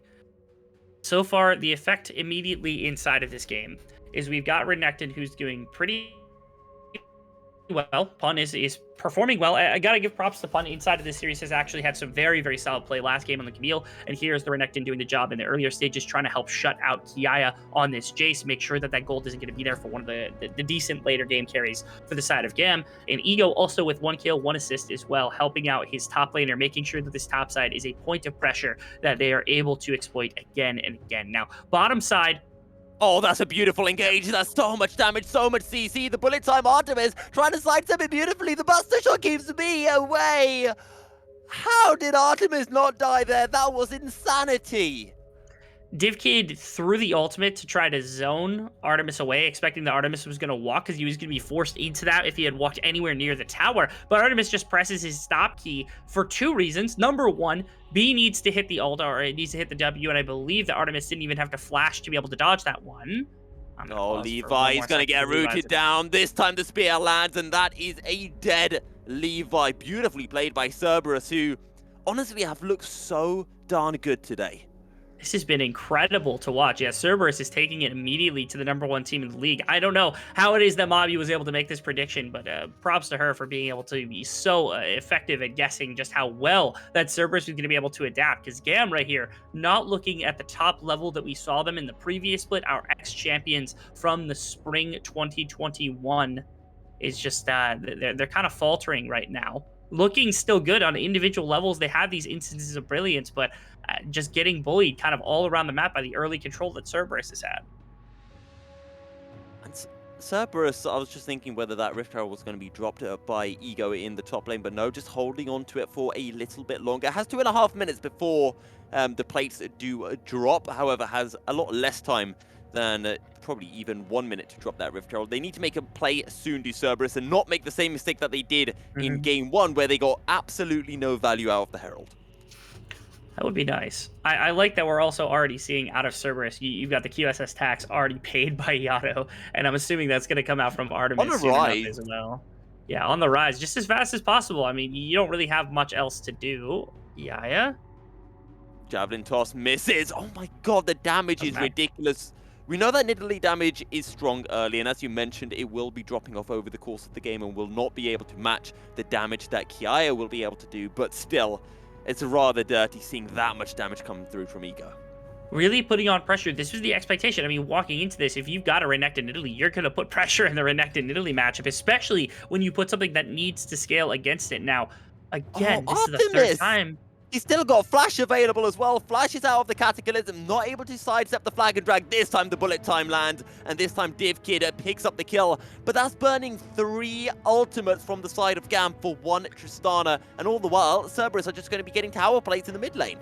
Shutting down as much as possible Artemis, because this is supposed to be that late game scaling option here for the side of Cerberus. When they've got the 𝘀𝗀, they're not that worried about literally any other champion. Really and truthfully, I actually don't mind this. This is kind of the response to what 𝘀cie has been soaking for the entirety of the game, where it's like, okay, 𝘀cie has been getting bullied out by the likes of the Renekton Nidalee. That's expected of the Renekton Nidalee, and combine that with the fact that, like, okay, that's your late game scaling. You're feeling good. So you're getting gold in your Renekton Nidalee, and you're denying Jace is a great game plan. The true is the opposite side. If you've got 𝘀cie and B doing well, if you've got Levi being able to pick up kills, but more importantly, you're shutting out Artemis, all of a sudden you've got effectively 3 medium to low range characters that are playing into a 𝘀𝗀. It doesn't matter if you've got a QSS, if you can burn resources, if you can get those members kind of brought down, that is going to be way easier for them in the later stage of the game to try to capitalize on. So I can at least appreciate that GAM's game plan is okay in response to what it is that Cerberus is doing, even if it's not as lucrative so far.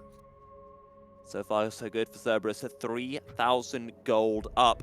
And maybe we'll be seeing some plays towards a Drake in 1.5 minutes time. That is when our second Drake of the game will spawn, and it is an Ocean. So we're either in for an Infernal or a Mountain Soul. And to be honest, considering that Cerberus have 𝘀cie on the team on that Nidalee, I think they'd be fairly happy with an Infernal Drake.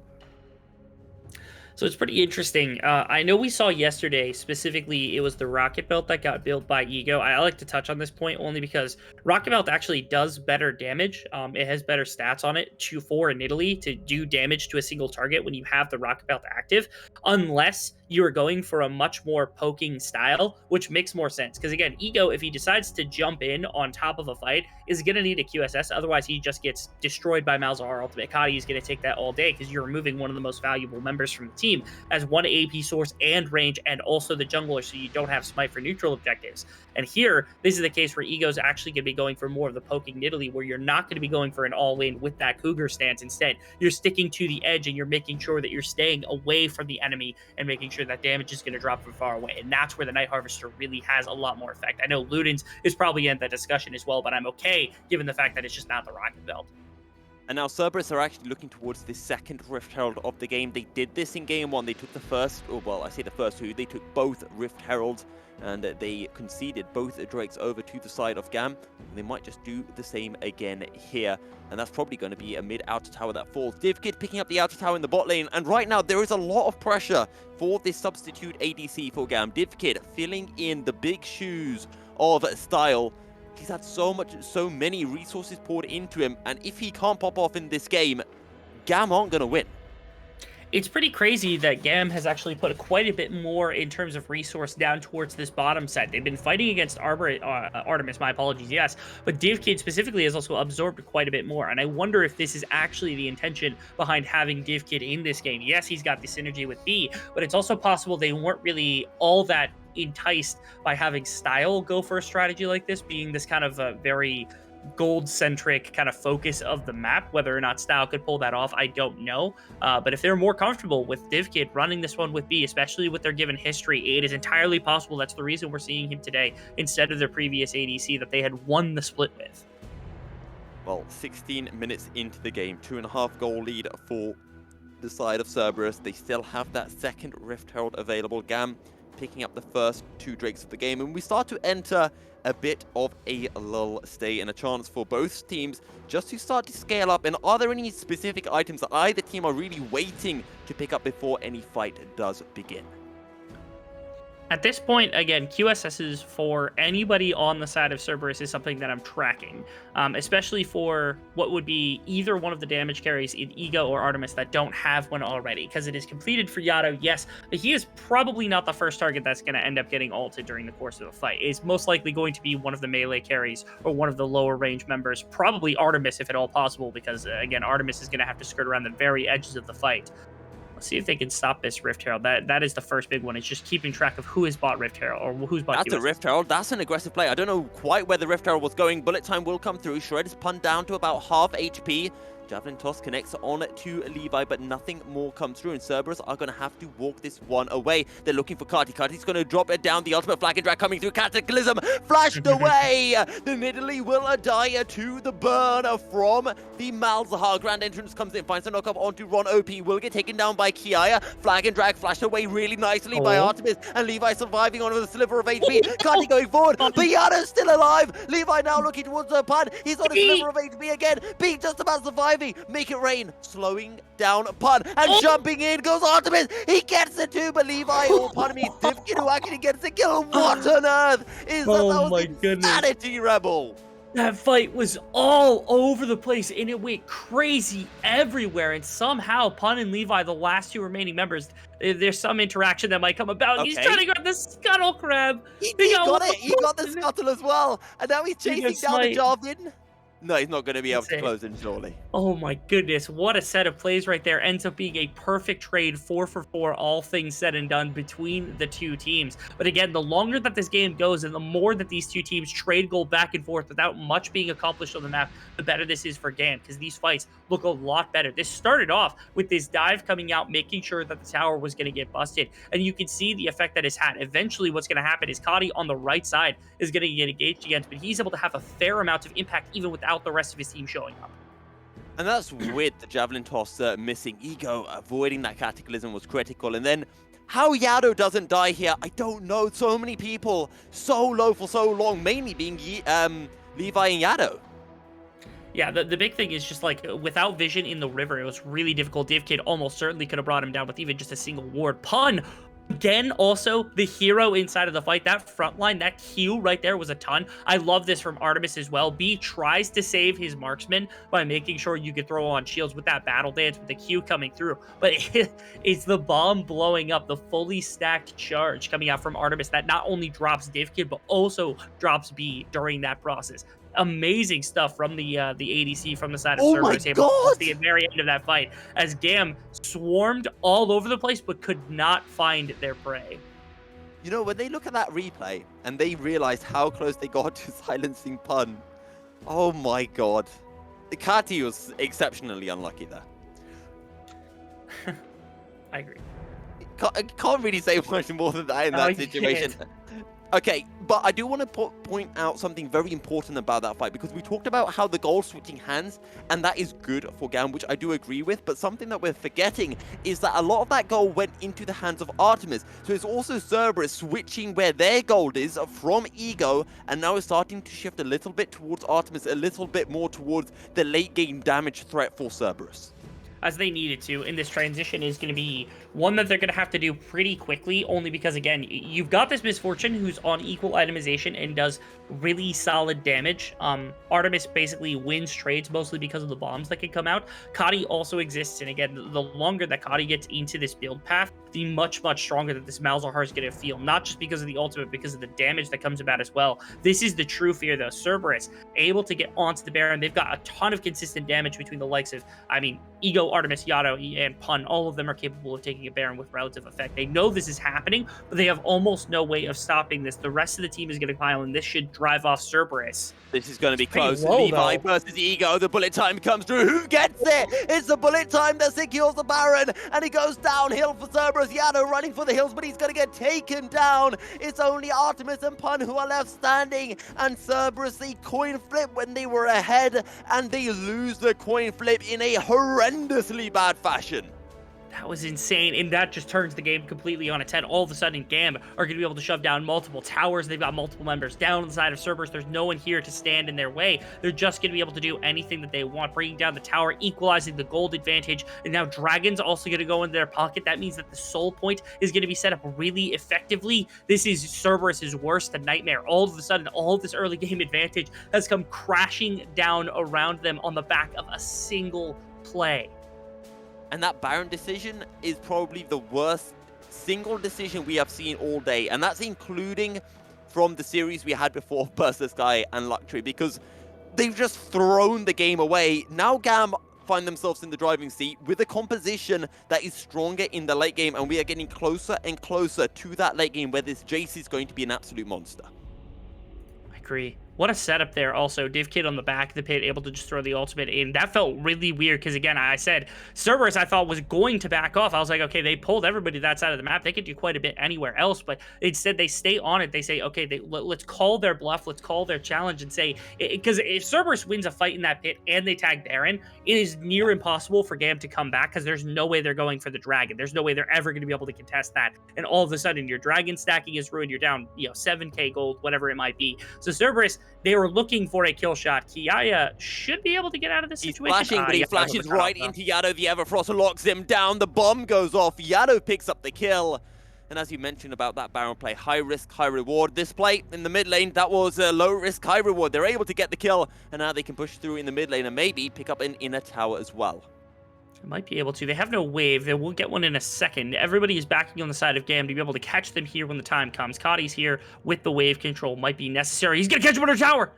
They are going to be able to get the catch under tower. The ultimate comes through. Everfrost not really going to lock anyone down. The stopwatch is going to keep Eagle alive in the midst of the bullet time. Pun low, does he look to go in? No, he's just going to get absolutely run down, and the bullets run through him. Flag and drag forward. 𝘁𝗀 has to be careful. Flash away from Artemis. Fair amount of damage back onto B as Ego returns into the fray. Not going to be able to do much except throw the random javelin toss. And overall, it's just a one kill going the way of GAM, and Cerberus weren't even able to get that inhibitor, or weren't even able to get that inner tower. Goodness gracious, this is insane. GAM has been able to play so well inside of the confines of this later stage. This one Baron fight might have actually got them in complete control of the game from this point on. All this gold that's flooded into their pockets, their Jace starting to feel strong. That is 𝘁𝗁, who's able to actually turn around his fate. 𝘁𝗀 is insanely strong right now between the likes of the bullet time and also the auto attack. You saw how quickly he was able to erase Pun. It is absurd how quickly this game just completely turned on its head for the likes of GAM, and how quickly Cerberus now is just in a pretty rough position. Their early game went great, but it just wasn't enough to get them through. They made one bad call, and that's all that's necessary for GAM to come back and bite you. And I think it just goes to show how close the VCS is going to be this winter split at the top of the table between GAM and Cerberus, and we'll have to see where 𝘁𝗁_𝘁𝗆 fit into that, and for those of us on Hopium, where 𝘀𝗀cie esports might fit in that regard as well. That is the potential, isn't it, for 𝘀𝗀cie esports to be able to compete. But I think after every team that we've seen, 𝘀𝗀cie did look solid. I think there's competition between them and SBTC. My apologies. Yeah. Those two both looked good. I think Secret was a cut below what we saw 𝘀𝗀cie, and I'm willing to say that outright, here and now. Okay, Solo there, locking down onto 𝘁𝗁. Is this going to be the kill? He's going to drop down the ultimate, but it doesn't matter. And Cerberus find the pick. GAM was supposed to have the pick comp, but it's Cerberus who are able to find the snipe. Great engage from 𝘁𝗀. somehow every single time we're talking about something else in the midst of GAM, doing something, and we're right back to fighting And just as fast yeah, as possible. Ron just dies. It's a good quickness. Bullet time comes I through. know. It's going to absolutely shred through Yado. Javelin Toss actually doing a fair amount of damage on to Levi. Artemis forced to rocket jump away. 1 minute and 16 seconds until that Infernal Drake is up. And for now, GAM just going to push in the mid lane. Why all this fighting that occurs just completely off of any timer whatsoever is doing so much. And right here, 3 members caught completely off guard. This should be a free inhibitor coming over to the side of GAM because they've got so many members here. They don't have the ultimates to work with, I suppose, could be their one problem. 2 stayed. The only person that came back was Artemis to be able to catch that wave. They're going to turn immediately for the dragon because they should have more than enough time to actually get into the dragon pit. If they catch out 𝘂cie, things are done. That's an Infernal Drake going over to this team. They're going to be able to find who's going to catch out who? Because this is Pun and 𝘂cie, both on 𝘂cie potentially. 𝘁𝗃 doesn't have the ult up just yet, but Pun's knocked over the wall, knocked into the misfortune. Pun taken down, and GAM will be able to pick up the kill. 𝘂cie now on the wrong side of the map, and actually Yado teleporting in. 𝘂cie, can he find the kill? And actually, after all of that, Yado's going to have to back away, but I think he's going to die because over the wall comes 𝘂cie, and the rise is delivered to 𝘁𝗀. We talked about how 𝘁𝗀 had the resources funneled into them, how they had to pop off, and they are doing that. We saw it against the Renekton before, and now we're seeing 𝘁𝗀 picking up yet another kill. Flag and drag coming through from Levi, looking to cancel the back from 𝘂cie as the Infernal Drake is up, and now 𝘂cie cannot reset. He needs to find a way to steal this because an Infernal Soul on GAM is going to be so huge with those shock blasts from 𝘂𝗃. I don't think there's anything they can do about it right here, right now. Now, Infernal Dragon, an okay gold advantage. It's barely anything at this point. But this Infernal Dragon is a massive advantage that has been accrued by GAM over the course of this split. Now, all of a sudden, like you said, not only the Jace, but any members who's hitting any of these AoEs, any of these poke moves, are going to do so much more damage. Pun already getting ripped through, even though he is this bulky Renekton. 𝘂cie, Yado, Artemis, tank stats don't exist anymore. This team is going to get cut through like butter. They have got to find a way to be able to focus down individual members on this team. They have to find a way for, find 𝘂𝗃, find Levi on the front line, and let themselves work back to front as best as possible. Because if you end up getting caught out on a solid engagement, if GAM are the ones who are able to engage into you and find a good engagement, the game is probably just over at this point. 500 gold separating both teams at 27 minutes is absolutely meaningless. But GAM are so completely in control of this game. Infernal Soul, a Jace on 3 items. The quickness has been dropped. Make it rain, gets the slow. Ron OP will go golden. Oh, there's so much damage. The Solar Flare's going to be dropped down. Is this the fight for Cerberus? They're fighting a fair bit of damage. What can Yado do? He's going to be able to find one. And the engage is not going to be able to find the knockup. Bullet time comes through. 𝘁𝗀 forced to go golden. But Cerberus are coming out on top. I don't quite believe it. But they find the fight against GAM. Or do they? The turnaround is ridiculous. Pun needs to find the play of his life. He goes on 𝘂𝗃. He gets the kill. It's just Levi left standing for GAM. Pun finds the CC. He needs to be able to stop the flag and drag, but I don't think he's going to be able to. Levi over the wall. Cerberus find the fight, but it is 4 for 4, Rebel.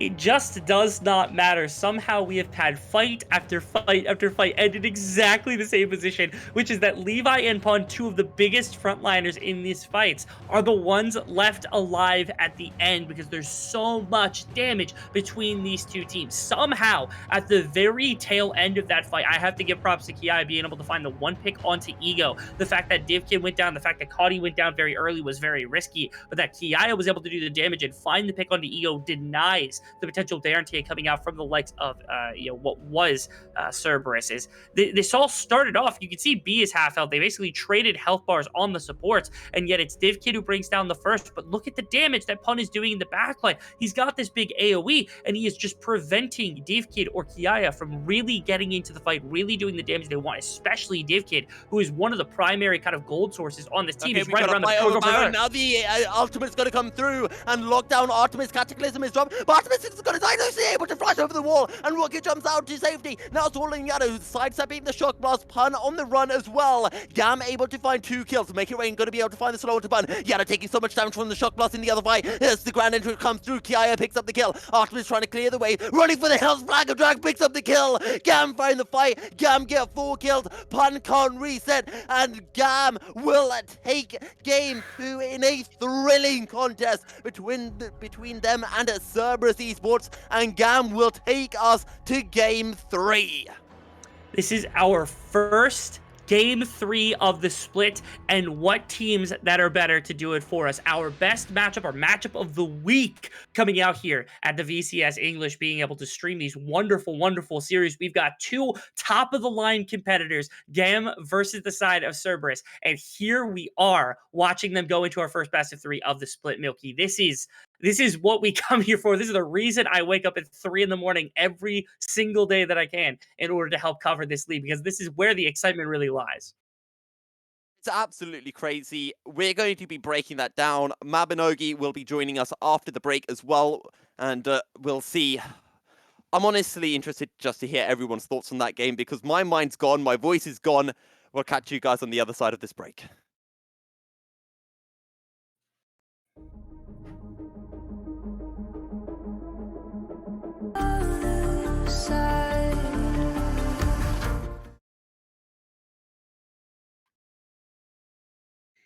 Welcome back, everyone. Honestly, we have a series on our hand. If you've just tuned in, GAM taking on 𝘀𝗏 in the VCS match of the week. And we're 1-1. It could go either way. 𝘀𝗀𝗹𝗀, what are your thoughts on that game? Because that was an absolute belter. This should have been a 2-0 by 𝘀𝗏 is what I'm thinking, but no, they fumbled, and then GAM took it and then just ran it straight on through, scored the try, and won the game. And that was very well done for them. I mean, of course, 𝘀𝗏 did actually fight back alongside, but yeah, when 𝘀𝗏 made the mistake, you could see them sort of panic and just keep making mistakes again and again, and it just gave the game away. And Rebel, I mean, 𝘀𝗏, as Marby said, 𝘀𝗏 kept fighting, and yes, they made mistakes, but they always threw everything into those fights, and I think that just goes to show just how close these two teams are and how close those fights were going every single darn time.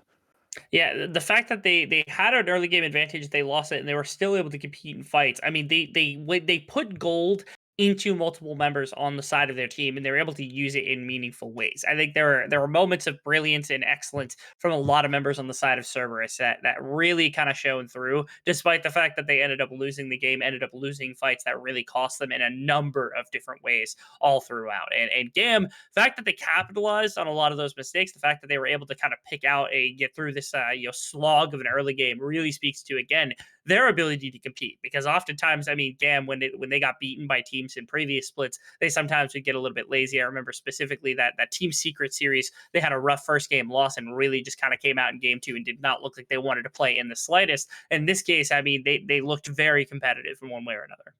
Now, Marby, you've selected out a particular fight that you think was pivotal to how this game went. Take it away. Yeah, and I want to just take a look at this one and mostly point out how bad the setup is, because 𝘀𝗏 and 𝘁𝗏, they just walk up, and if you look at the minimap, you see zero vision in the red side jungle, zero vision in the lane, and that's why they're just able to walk up. There's a little bit on the backside of the Baron pit, but it doesn't matter. When they're there, they're there. They haven't been stopped. You need to stop them beforehand. So yes, we see them take that Baron and then just start and then get the push down the mid lane. This does end up eventually cascading in towards the Infernal Soul, in towards the Infernal Dragon and Infernal Soul as well, because you just see this is where they went from a 4k gold lead straight back to even. 𝘀𝗏 just completely lost everything, and they just, from there, all their momentum ceased and they just stopped knowing what to do. And Rebel, the weird thing was, it was still a close game after that. We were saying in the cast, it feels like GAM should have this now, because they got the Infernal Soul after that. They had the Baron, they brought the gold lead even, but if you think 𝘀𝗏 didn't go for that Baron, do you think 𝘀𝗏 pretty much had the game if they just play it sensibly from there, or do you think there was always still a big opportunity for GAM to come back in? I think, again, we talked about it from the beginning that the draft should have been an easier team fight to try to execute. And there are a number of times that I think that's shown through, in which I believe that 𝘀𝗏 even had the superior execution in a team fight, yet it was just so simple for somebody to press 1, 2, 3 buttons on a couple of different members. And all of a sudden, this composition on the side of, on the side of GAM actually just wins out in the team fight, or it, neutralizes a team fight that should have been really good for Cerberus that happened on a fair amount of occasions. So the Baron fight was obviously the turning point for GAM. If they don't go for that, I don't think it's necessarily going to be an outright Cerberus win, just because there was, 4,000 gold is 4,000 gold, but it wasn't such a monstrous lead that you're going to overcome the defects that you had in terms of your drafting. So, I mean, game number 3, I feel like drafts have made so much of an important factor between these two teams in our first 2 games, where game 1, the early game pressure put on by GAM, they couldn't make it happen. Game 2, same thing from the likes of Cerberus, they got a lot closer, but they also weren't able to make it happen. Now, I've just realized an hour late that I did say, while we were off air, if Cerberus won the first game, I would intro after the break with in a That's specific way. I completely forgot to do that, so I'll have to do that tomorrow because it just wouldn't work right now. 𝘁𝗶𝗹𝗀𝗀, Rebel, I want to get your thoughts. Who takes game 3? Rebel, I'll start with you. GAM. 𝘁𝗶𝗹𝗀𝗀? Just GAM? All right. GAM. I mean, I'm going to stick with my guns and say Cerberus because they played the first game out beautifully. They played the first half of the second game better. But the big factor is going to be, ask me again after draft. Okay. Yeah. I mean, right now, I'm sitting on the Cerberus side because, again, I feel like they lost that game 2 because of a really bad decision at Baron. And if they didn't do that, I think the game would have been super close. I don't know which way it would have gone. I'd like to think Cerberus. But with that, we are jumping on in to pick some bans for game 3, the final game between GAM and Cerberus. GAM over on the blue side, Cerberus over on the red side. 𝘁𝗶𝗶𝗋, are there any specific picks that you would like to see either team taking away? It could be worth looking to just take that, well, the Vex has been taken away. That's a good change from GAM. But on the side of Cerberus, I might almost be looking to see take the MF away from 𝘀𝗀_𝗀𝗀. He's been really good on the pick. He won lane basically in both of the games. So I think this is really just a very strong pick for 𝘀𝗀_𝗀𝗀, and take it away, force him to play something else, force him to show something. Well, Rebel, we've had the Vex taken away, as 𝘁𝗶𝗶𝗀𝗀 highlighted. Twisted Fate Kennen banned away from the side of Cerberus. And we've seen GAM constantly going for these big team fight combinations, so I'm kind of glad in that sense that this Kennen has been banned. I agree. Plus, 𝘁𝗀𝗀𝗀 is also a very good Kennen player, so it wouldn't shock me to see him have this massive team fighting action. Notice, I mean, 𝘁𝗀𝗎 has been left up on the table, although I will admit, if you decide for whatever reason to leave Lucian up and you ban out the 𝘁𝗀𝗎, you run the risk of 𝘀𝗀 doing the exact same thing that he did on 𝘁𝗀𝗎, but with a Lucian and a Nami instead, which feels almost more poetically punishing to the side of Cerberus if they were to do that. Well, the Graves locked in again, and 𝘁𝗶𝗶𝗀𝗀, that Renekton is still open for punt. It is still open for punt, and he did put up good numbers on it, but I think, yeah, you want to sort of, I think your option is to look for that priority jungler. I don't necessarily, okay, the blind Renekton makes a bit more sense than the blind Camille, but yeah, if you grab that and a priority, and like a nice blind jungler like 𝘁𝐿ice or something, you can get away with a lot. You might also want to lock in your AD carry right now if you're going for something like the MF. They go for the job, looking to make the play. Okay, Rebel, this isn't something that I was expecting because I was in love with Ego's Nidalee. He was so aggressive, he was able to do so much work. And now on the Jarvan, not quite the aggression that we would have seen in that game too. I mean, I think it can match the aggression. While the Nidalee is a little bit more damage, it can brawl, I think, a little bit differently than what a Jarvan can do. I mean, just the pure lane ganking capabilities of what a Jarvan can do with like level 2 onward with an EQ is just unmatchable. This leaves up a fair number of junglers. I know in the past, like 𝘁𝐿ice has been a response to Jarvan. That's one. I don't know if that's going to be something that Levi actually wants to take, although he actually opts for it right here. I was going to say Gragas is another one because that's like the preferred AP pick. But this also opens up, okay, 𝘁𝐿ice's not going to be solo lane. I'm also happy finally that 𝘁𝗀𝗀𝗀𝗀 has decided for this because he was the person I had pegged most likely to take this Graves top lane, and almost certainly he's going to grab it now into the Renekton. And Cerberus, over on that red side, they're leaving that, well, I'd like to think their mid lane pick for last. They want that counter pick through. 𝘁𝗶𝗶𝗀𝗀𝗀𝗀, surely they go R5 mid, or do you think it's going to be an R5 towards the ADC one?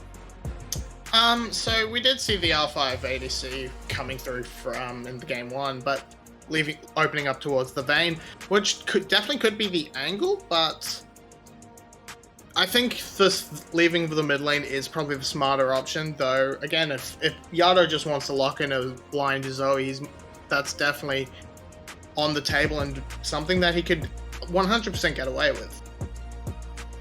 And Rebel, when I look towards 𝘀𝗀 and I look at his champion pool, we talked about the Orianna in the picks and bans for the last game, but still, there's a 𝘀𝗀 that Marby mentioned, Victor, Syndra, and the Ryze as well. What would you like to see being picked up by 𝘀𝗀 here? Oh, Control Mage obviously so far, unless they really plan on flexing Artemis onto something that like you just have not seen Artemis on in a fair amount of time.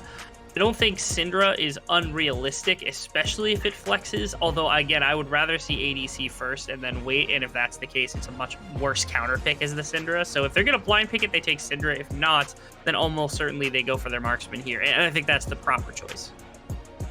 Well, the Syndra's going to get picked up, and now it's all a question of what gets picked up by the side of Cerberus in the ADC role. You've still got champions like that MF available, which we've been seeing 𝘀𝗀 playing so far this series, Marty.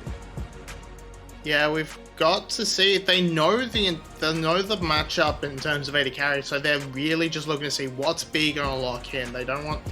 That gives me the impression that they're going to go for something that could be countered by a support pick. And my God, 𝘁𝗀, please stop. I don't ever want to see you on Galio. I don't like Galio at the moment. But that's just going to be how GAM plays. That's what they want to play. But this apparently is the angle where they think Jinx is the way to go. Cerberus have been watching a little bit too much Arcane, maybe, Rebel. I was really hoping that we'd see the Rel from B, because actually, B has never lost a competitive game on Rel. He's got 8 games in total on the champion. But either way, Jinx locked in. What are your thoughts? The Jinx, I think, for Artemis is going to be... It's a champion that he can pop off on. We're doubling Thresh now. We've got 2 Threshes on the screen, yeah. Yeah, Marksman Thresh and support Thresh goes completely ridiculous. But yeah, I feel like this is just a completely Artemis-centric composition where, again, even 𝘀𝗀 on the mid lane pick,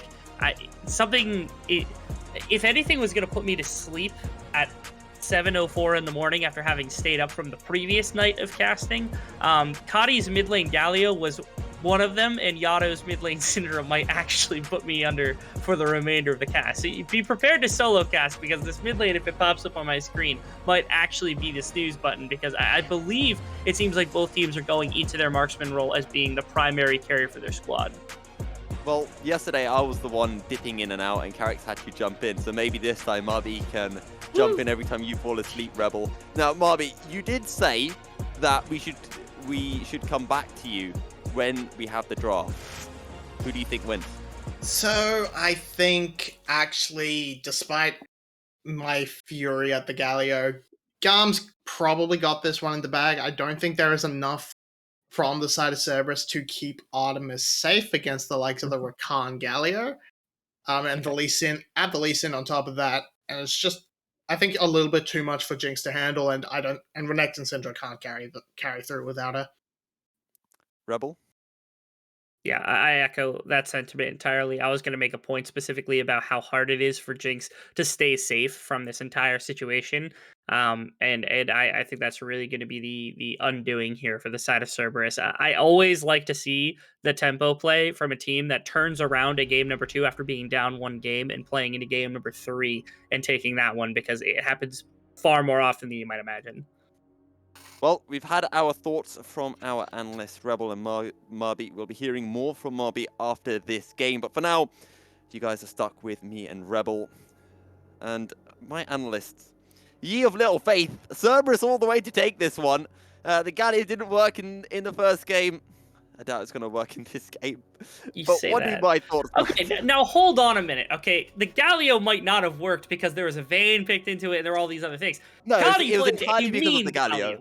Yeah, it was a mean Galio, though. And now this game, what do you have? You have like Syndra E. You got Scatter the Week. That's what you've got in 𝘀𝗀. You got Scatter the Week. Scatter of the Weeks are massive.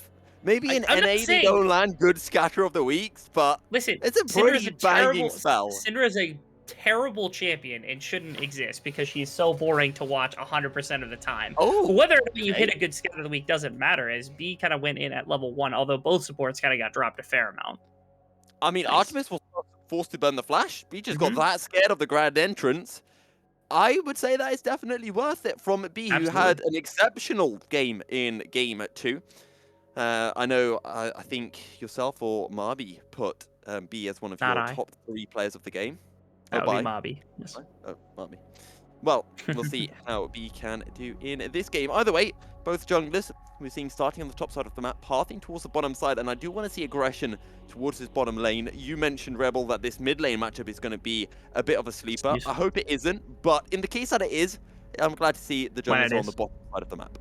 Yeah, it's a matter of, again, Syndra feels like the token, I need magic damage, and I want somebody who can help disengage to some extent. As Orianna can fill those tasks as well, but not as easily, since the Shockwave is what you've got in terms of CC, so it is all about that Scout of the Week and denying Galio access to the wave in the earlier stage of the game, and also for CC in the later stage to keep Artemis upright. It's also a good way to deny Lee Sin the exact same thing, Rakan the exact same thing, but the problem is, if they coordinate that in the slightest, that Scout of the Week is useless. If you've got Lee Sin and Rakan coming in from 2 different directions, and you have to pick one for Scout of the Week, you either have to reposition really quickly with a Thresh Lantern, or Flash, or something along those lines. As Artemis is Grand entrance probably to not jump. getting Artemis! out. Oh, is he out? That's a good play. The bomb's gonna go off. It won't be enough to pick up the kill. Now Ego's making his way down. The teleport as well. Flag and drag. Diffkit on 1 HP. Ego gets first blood for Cerberus. Levi on a sliver of health. 2-man play coming in. Levi, one more auto. It's a double kill. It's a death sentence from downtown on 𝘀cie, who runs to his tower,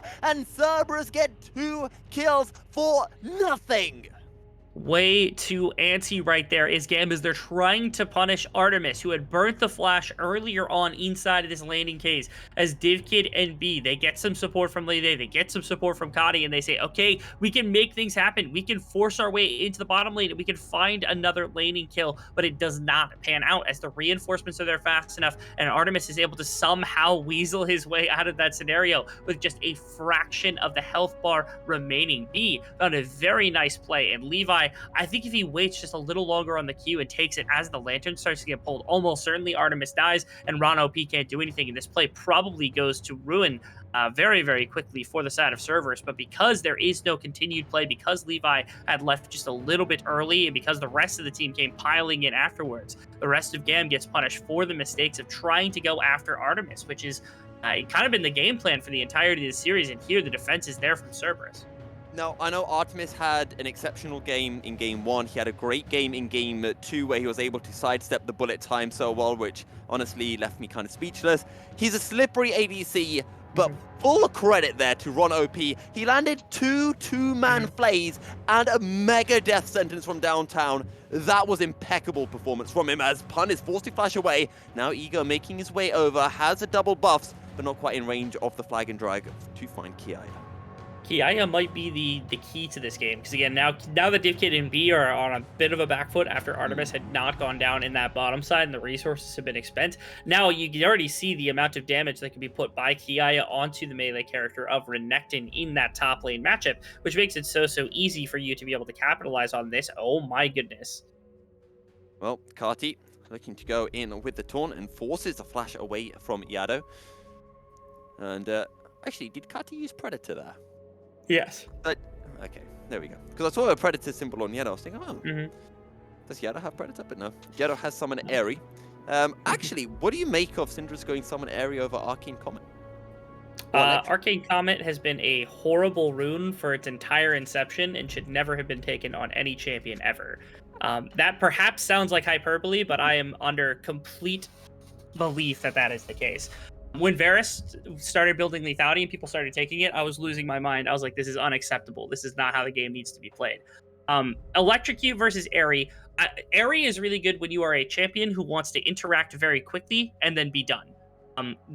It got popularized on Lucian really quickly into mages because the range was always there for advantage for the mage, but it wasn't there for Lucian. So if Lucian hit a Q, a couple autos here or there, you could save your mobility on your E for full extended trades and instead stick with just the baseline Ares gonna proc, you're gonna hit with an ability and you're getting chunked slowly. And that kind of has come into the full role of what the mage is doing, where it's like, okay, mages can't take full all-ins. They don't make as much off of having a bunch of different runes or even electrocute in some cases because it's too hard to bring people down. But if you whittle their health away, it's a lot harder for them to really kind of stay in lane and continue making an impact. It's a lot easier on wave control rather than going for these big, massive electrocute trades or something like that. And that, I guess, is what Yato is going for, is this little chiseling away at the health bar of 𝘁𝗏 with his Eri.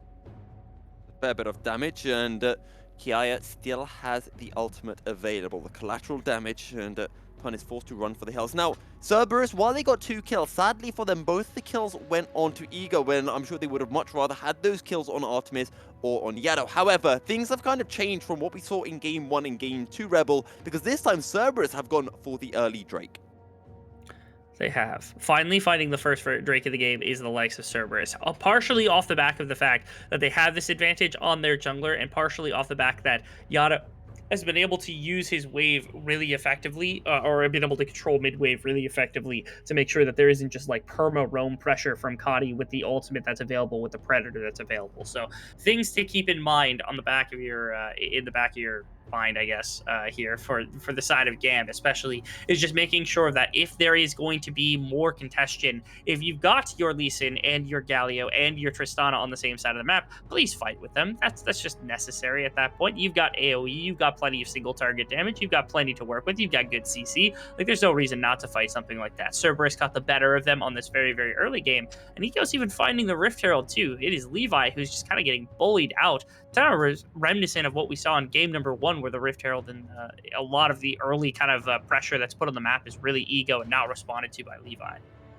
Now, I know when it comes to objective control, it's not just about the jungle, it's about the team as well, but I've been so impressed by 𝘂o's performance in the jungle against, someone of the caliber of 𝘁𝘁 in all 3 games so far, being able to match or actually go ahead of 𝘁𝘁 in the jungle role. We've now had a lane swap coming through, and it's going to be a 3-man GAM gank onto Pun. The dominance is going to be dropped. How much CC can they throw? The Buster Shot comes through, but Pun's going to survive it all. And the grand entrance at the very end from B won't actually be able to find the knockup. All the while, Artemis in the top lane, getting lots of tower plates, and it's nearly a 2k goal lead. You can see the CS difference in the mid lane, CS difference in the bottom lane as well, and now tower plates to add on top of that.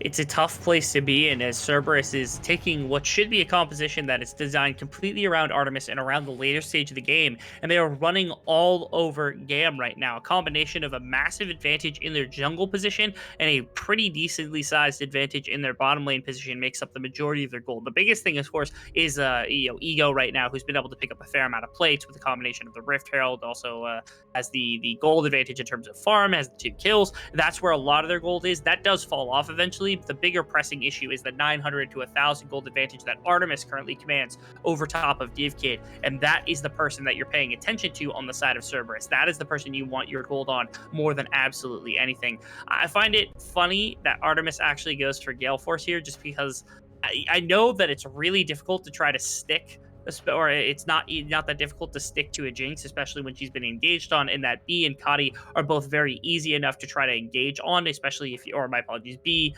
𝘁𝘁, 𝘁𝗏, whoever it is, can absolutely get on top of Artemis very quickly. I don't feel like a Gale Force is going to fix that problem, and I would rather see your main damage source really kind of triple down into damage. So I would have rather see the Kraken Slayer coming out here, but I get the idea of what the Gale Force is for, which is like, the threat of 𝘁𝘁 and B and 𝘁𝗏 really is there for Artemis. You can see that he feels it even with the Thresh around. Difficult decision for sure. A great death sentence for Ronno B. He drops down the box. Maybe that one was a little bit too early. And now it's just more and more gold going to Artemis. My goodness. The Herald as well. A 2k goal lead that's going to snowball probably into a 3k goal lead. But it's a bad Rift Herald again. Is he going to get the charge? He does get the charge. My goodness. I was getting game 1 flashbacks there, Rebel.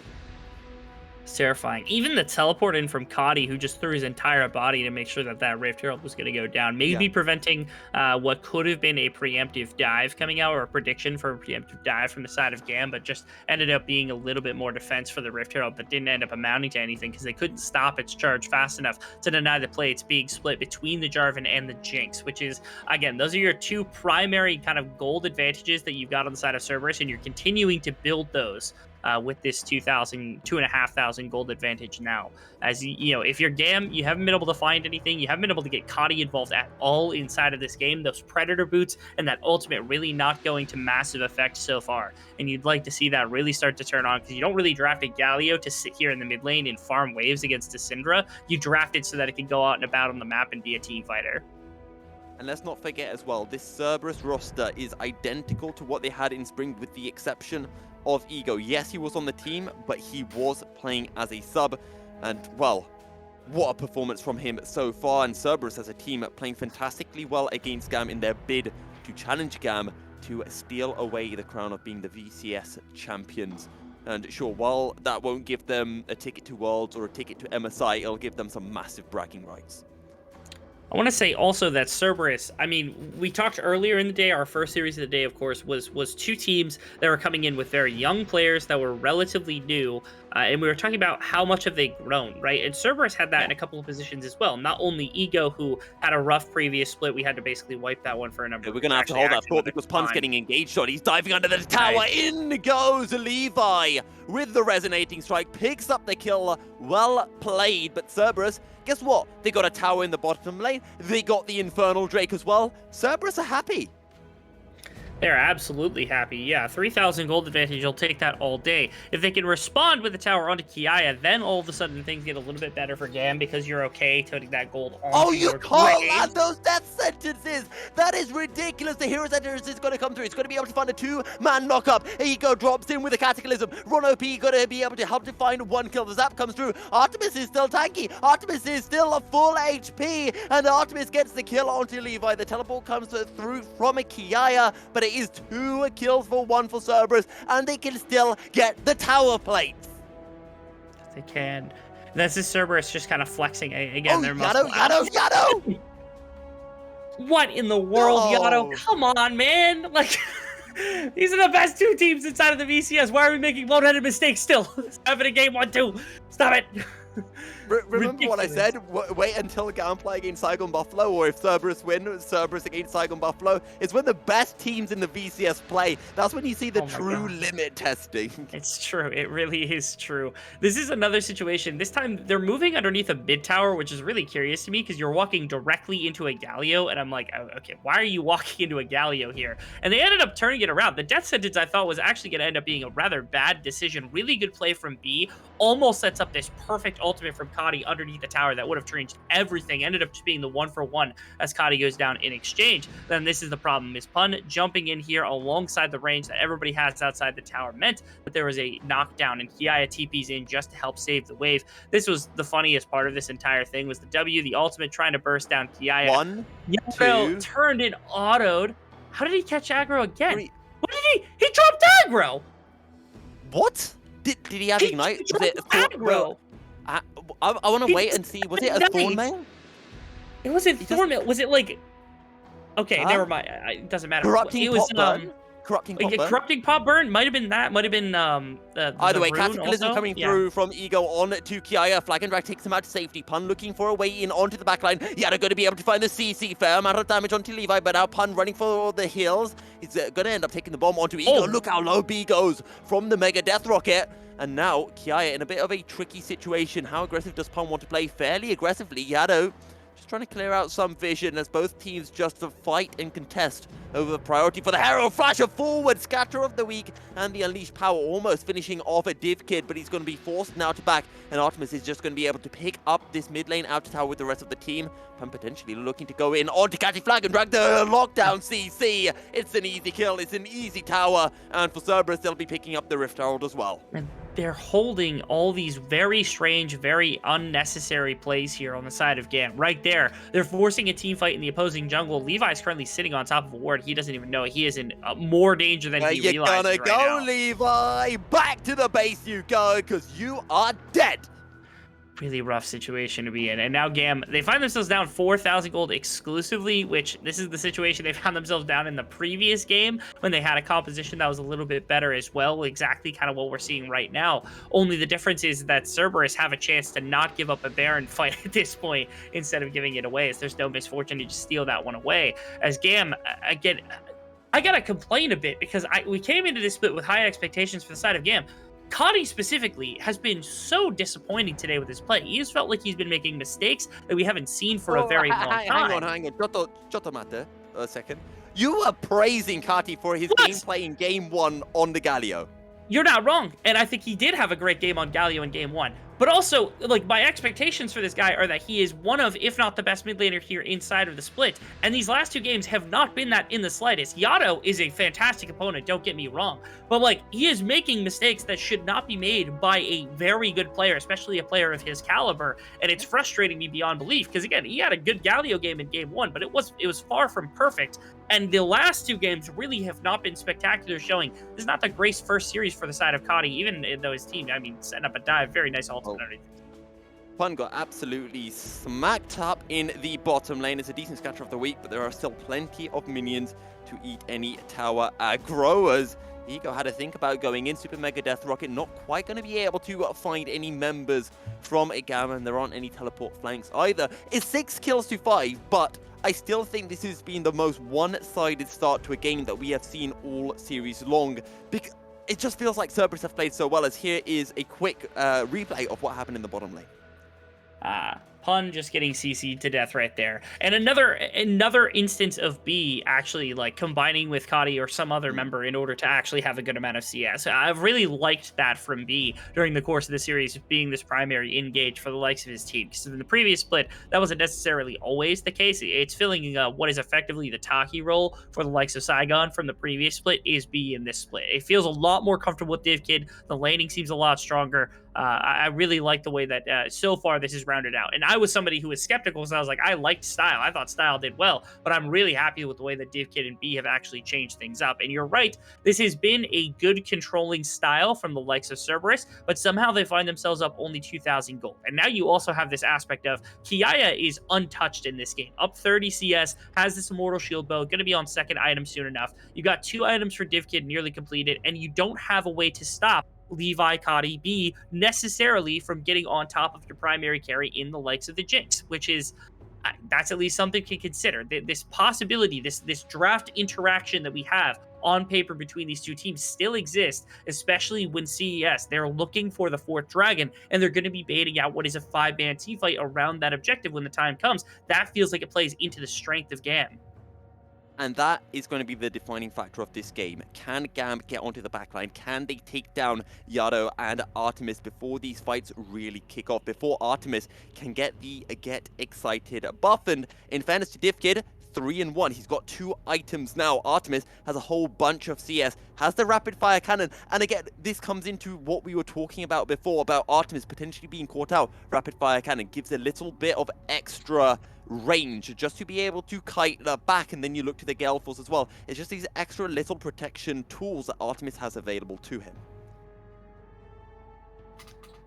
I'm waiting now to see, because you take a look at the I guess what would be the blue side jungle here for the blue side, which is GAM, and look at the vision control they've got. I mean, I guess during this process, can't get over the wall, but he's getting a fair amount of damage. He procs the bomb, goes over the wall, picks up the kill, and again, it's on Pun every single time. They are bullying this Renekton as hard as they can. They are, as much as possible. This was the fear, though, because, again, you had this vision set up in this top side jungle, this blue side jungle for escape or for heading towards the Baron. Now 𝘁𝗏𝗀𝗀 is going to be here on the escape route!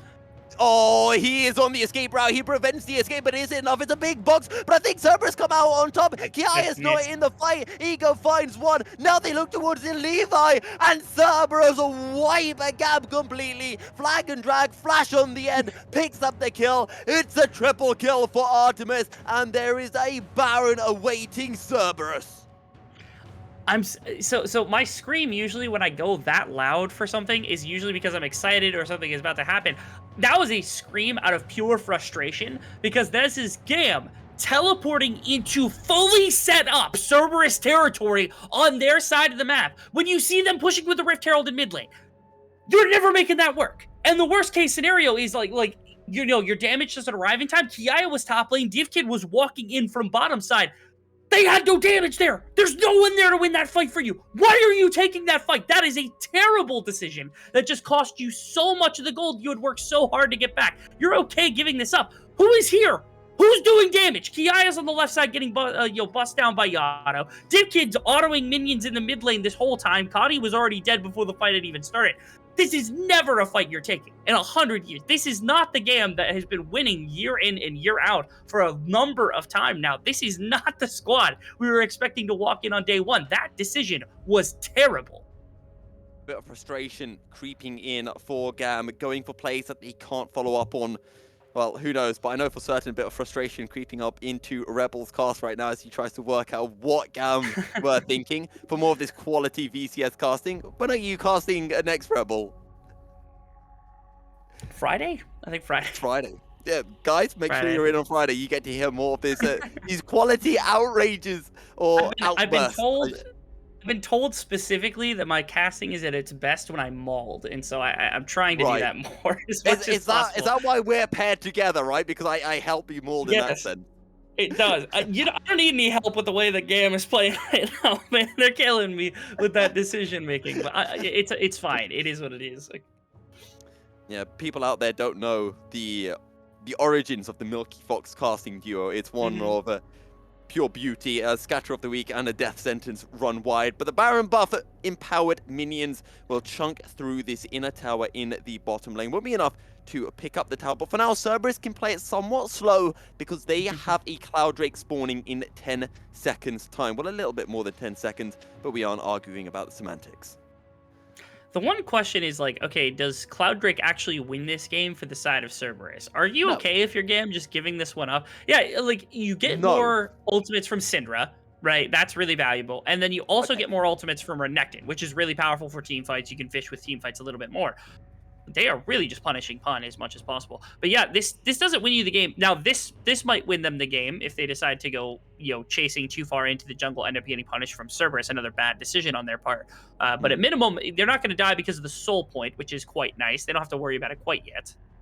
So, what I essentially wanted to say, which is why I think this Cloud Soul is very important for Cerberus, or was very important for GAM, is not because the Cloud Soul helps Cerberus in any way. It's now that there's 5 minutes to an Elder Drake. And I don't think GAM are going to be strong enough in 5 minutes to beat Cerberus at an Elder Drake fight. Is a good question as to whether they're going to have the capability of doing so or not. First off, we haven't really seen a, stance taken, feet set, hands up fight, 5-on-5 fight from the side of GAM, where they actually have their bearings and are trying to, win instead of just throw their bodies away into the jungle for whatever reason. I'm still malding about this, but not important. The question is, if they get a fully set up and fully realized 5-on-5, can they actually do something with it? 𝘀cie is strong. 𝘀𝘀kid is strong. They have items. They have gold. They can bring down members. And again, Cloud Drake does nothing for your survivability. You get more ultimate timers, but in the sense of a fight, really, it doesn't actually apply that much. You get some movement speed, and that's pretty much what you're banking on to be the majority of your immediate value from that Drake. So it doesn't win you the game outright either. So GAM, we're grasping at straws here because, again, it seems as though Cerberus just has complete control of this game, and we're not worried at all about how this is going to go. The question is, okay, can GAM actually figure out a way to get onto Artemis and shut down the primary damage dealer of the side of Cerberus? Is that something that GAM is capable of doing? It seems like they haven't been able to figure it out quite yet, but this dragon in 5 minutes is going to force that interaction. What am I getting at? What? I just wanted to say as well, in terms of GAM getting onto the backline, Artemis now has a stopwatch as well. So whatever chance they had before, there's now even less chance to be able to do that. And I just want to quickly jump in and say one thing, because otherwise I'm not going to have a chance to do it. You and 𝘀𝗶𝗶𝗹𝘀, you doubted Cerberus. I had faith, and the faithful shall be rewarded. I hope to God that's not a jinx. I mean, why don't you go ahead and look at the way that GAM has played this game and tell me that Like this was Okay, exclusively because of you're molding over GAM's gameplay harder than what you should have been molding when Cerberus threw with that Baron decision. That Cerberus throw was worse than the GAM I throw was in this game. excited. I was excited about that specifically because of the fact that it got us to a game number 3. I was allowed to be excited about that one. Okay, This is a game 3 to decide who wins the series, and GAM is not giving us the game 3 we wanted. well, that's Levi being engaged on the hero's Wow. entrance. It's going to come through, but it's not going to be able to find the knock-up onto anyone. Scatter of the Week not really going to be able to do much damage. He actually Cataclysm playing crazy. locking down 2 members. Catty flayed into the box. Ego will go golden. 𝘀cie might be able to find 1 kill. No, he's not even going to be able to find that. Artemis picks up the 4th kill of the fight. Pardon me, the 3rd kill of the fight. Levi That's and game. B still left standing, but Cerberus, what a performance from them in their opening game of the split, taking down the reigning champions of GAM. And this is how you start your VCS 2021 winter campaign with a bang and a half. Incredible performance from Cerberus Esports. Absolutely insane. Well earned all across the board. I can't talk about it enough. The way that this team has leveled up from when the last time we see them, when they lost to 𝘂𝗰𝗶𝗹𝘀 inside of that playoff series, right? They lost a pretty terrible series to the side of 𝘂𝗰𝗶𝗹𝗀. 𝘂𝗰𝗶 had an amazing win in that. They ended up going on to take 3rd, I believe, in a 5-game series, and that was like, okay, Pun has leveled up since then. Ego looks like his old self, and that's amazing to see. 𝘀𝗀 is playing like a superstar. He absolutely flexed on 𝘁𝗀 these last 2 games, and their bottom lane is as good as it ever was. This is the terrifying Thanos gauntlet preparation of what we've been expecting. You want to talk about, GAM is supposed to be the supervillain, and we're looking for heroes to be able to punch back. This was a really good first punch from the hero that is Cerberus trying to dethrone the king. Well, you talk about villains. I think our super villain, at least in terms of the predictions, is 𝘁𝗏𝗏. And Marby, you actually played a bit of a dirty on us because you voted and you said you voted on the prediction saying 2-1 to Cerberus, and then after drafts you said GAM's gonna win, so that you win no matter what happens. I think that's it is too big I brain for me. agree. Take his Honestly, points away. so I actually lost every time after draft. I predicted the team that lost. The GAM one was a little bit. The first game was a little bit. A bad draft always wins in VCS. Is when it's this egregious. So that was a bit of a meme. But yeah, no, I played myself, and it worked out. But yeah, it's disappointing game 3 from GAM, especially Levi and 𝘁𝗏𝗏. That mid jungle duo, which should be like the best in the league, just it fell apart. And Ego is back, baby. It feels like he's back in form. He's ready to say, yeah, I'm the best jungler again. I mean, Rebel, it was a great performance from Ego. But my question to you is, rather than looking at this game as a singular match, is do you think Cerberus can keep this kind of form up throughout the entire season? There was nothing cheesy or strange about the way that they played this game. They came out and played it in traditional Cerberus fashion, right? They had set up for Artemis to be a primary carry on the bottom side. They had set up, 𝘀𝗀𝗏 was going to be a secondary carry in most situations. And then everybody else filled in some of the additional roles that were necessary. 𝘁𝗏 had some of the engage, some of the front line in terms of tanking. You had a couple of games where Renekton, which desperately needs to be taken away from Pun because he's amazing at that champion, out of absolutely nowhere for some reason. Pun had a Smurf series today, and that was insane. And Ego now has a champion pool that you have to worry about because it's like, okay, you don't want to give him Sin, you don't want to give him any sort of playmaker. This is a Cerberus that I would be terrified of if I was anybody inside of the league. Now, take this with a grain of salt because we've seen this before. If you recall, just like 2 splits ago, I believe it was, that Cerberus started off the entire first half of the split undefeated and ended up, I think, barely making playoffs and dropping out in the first round.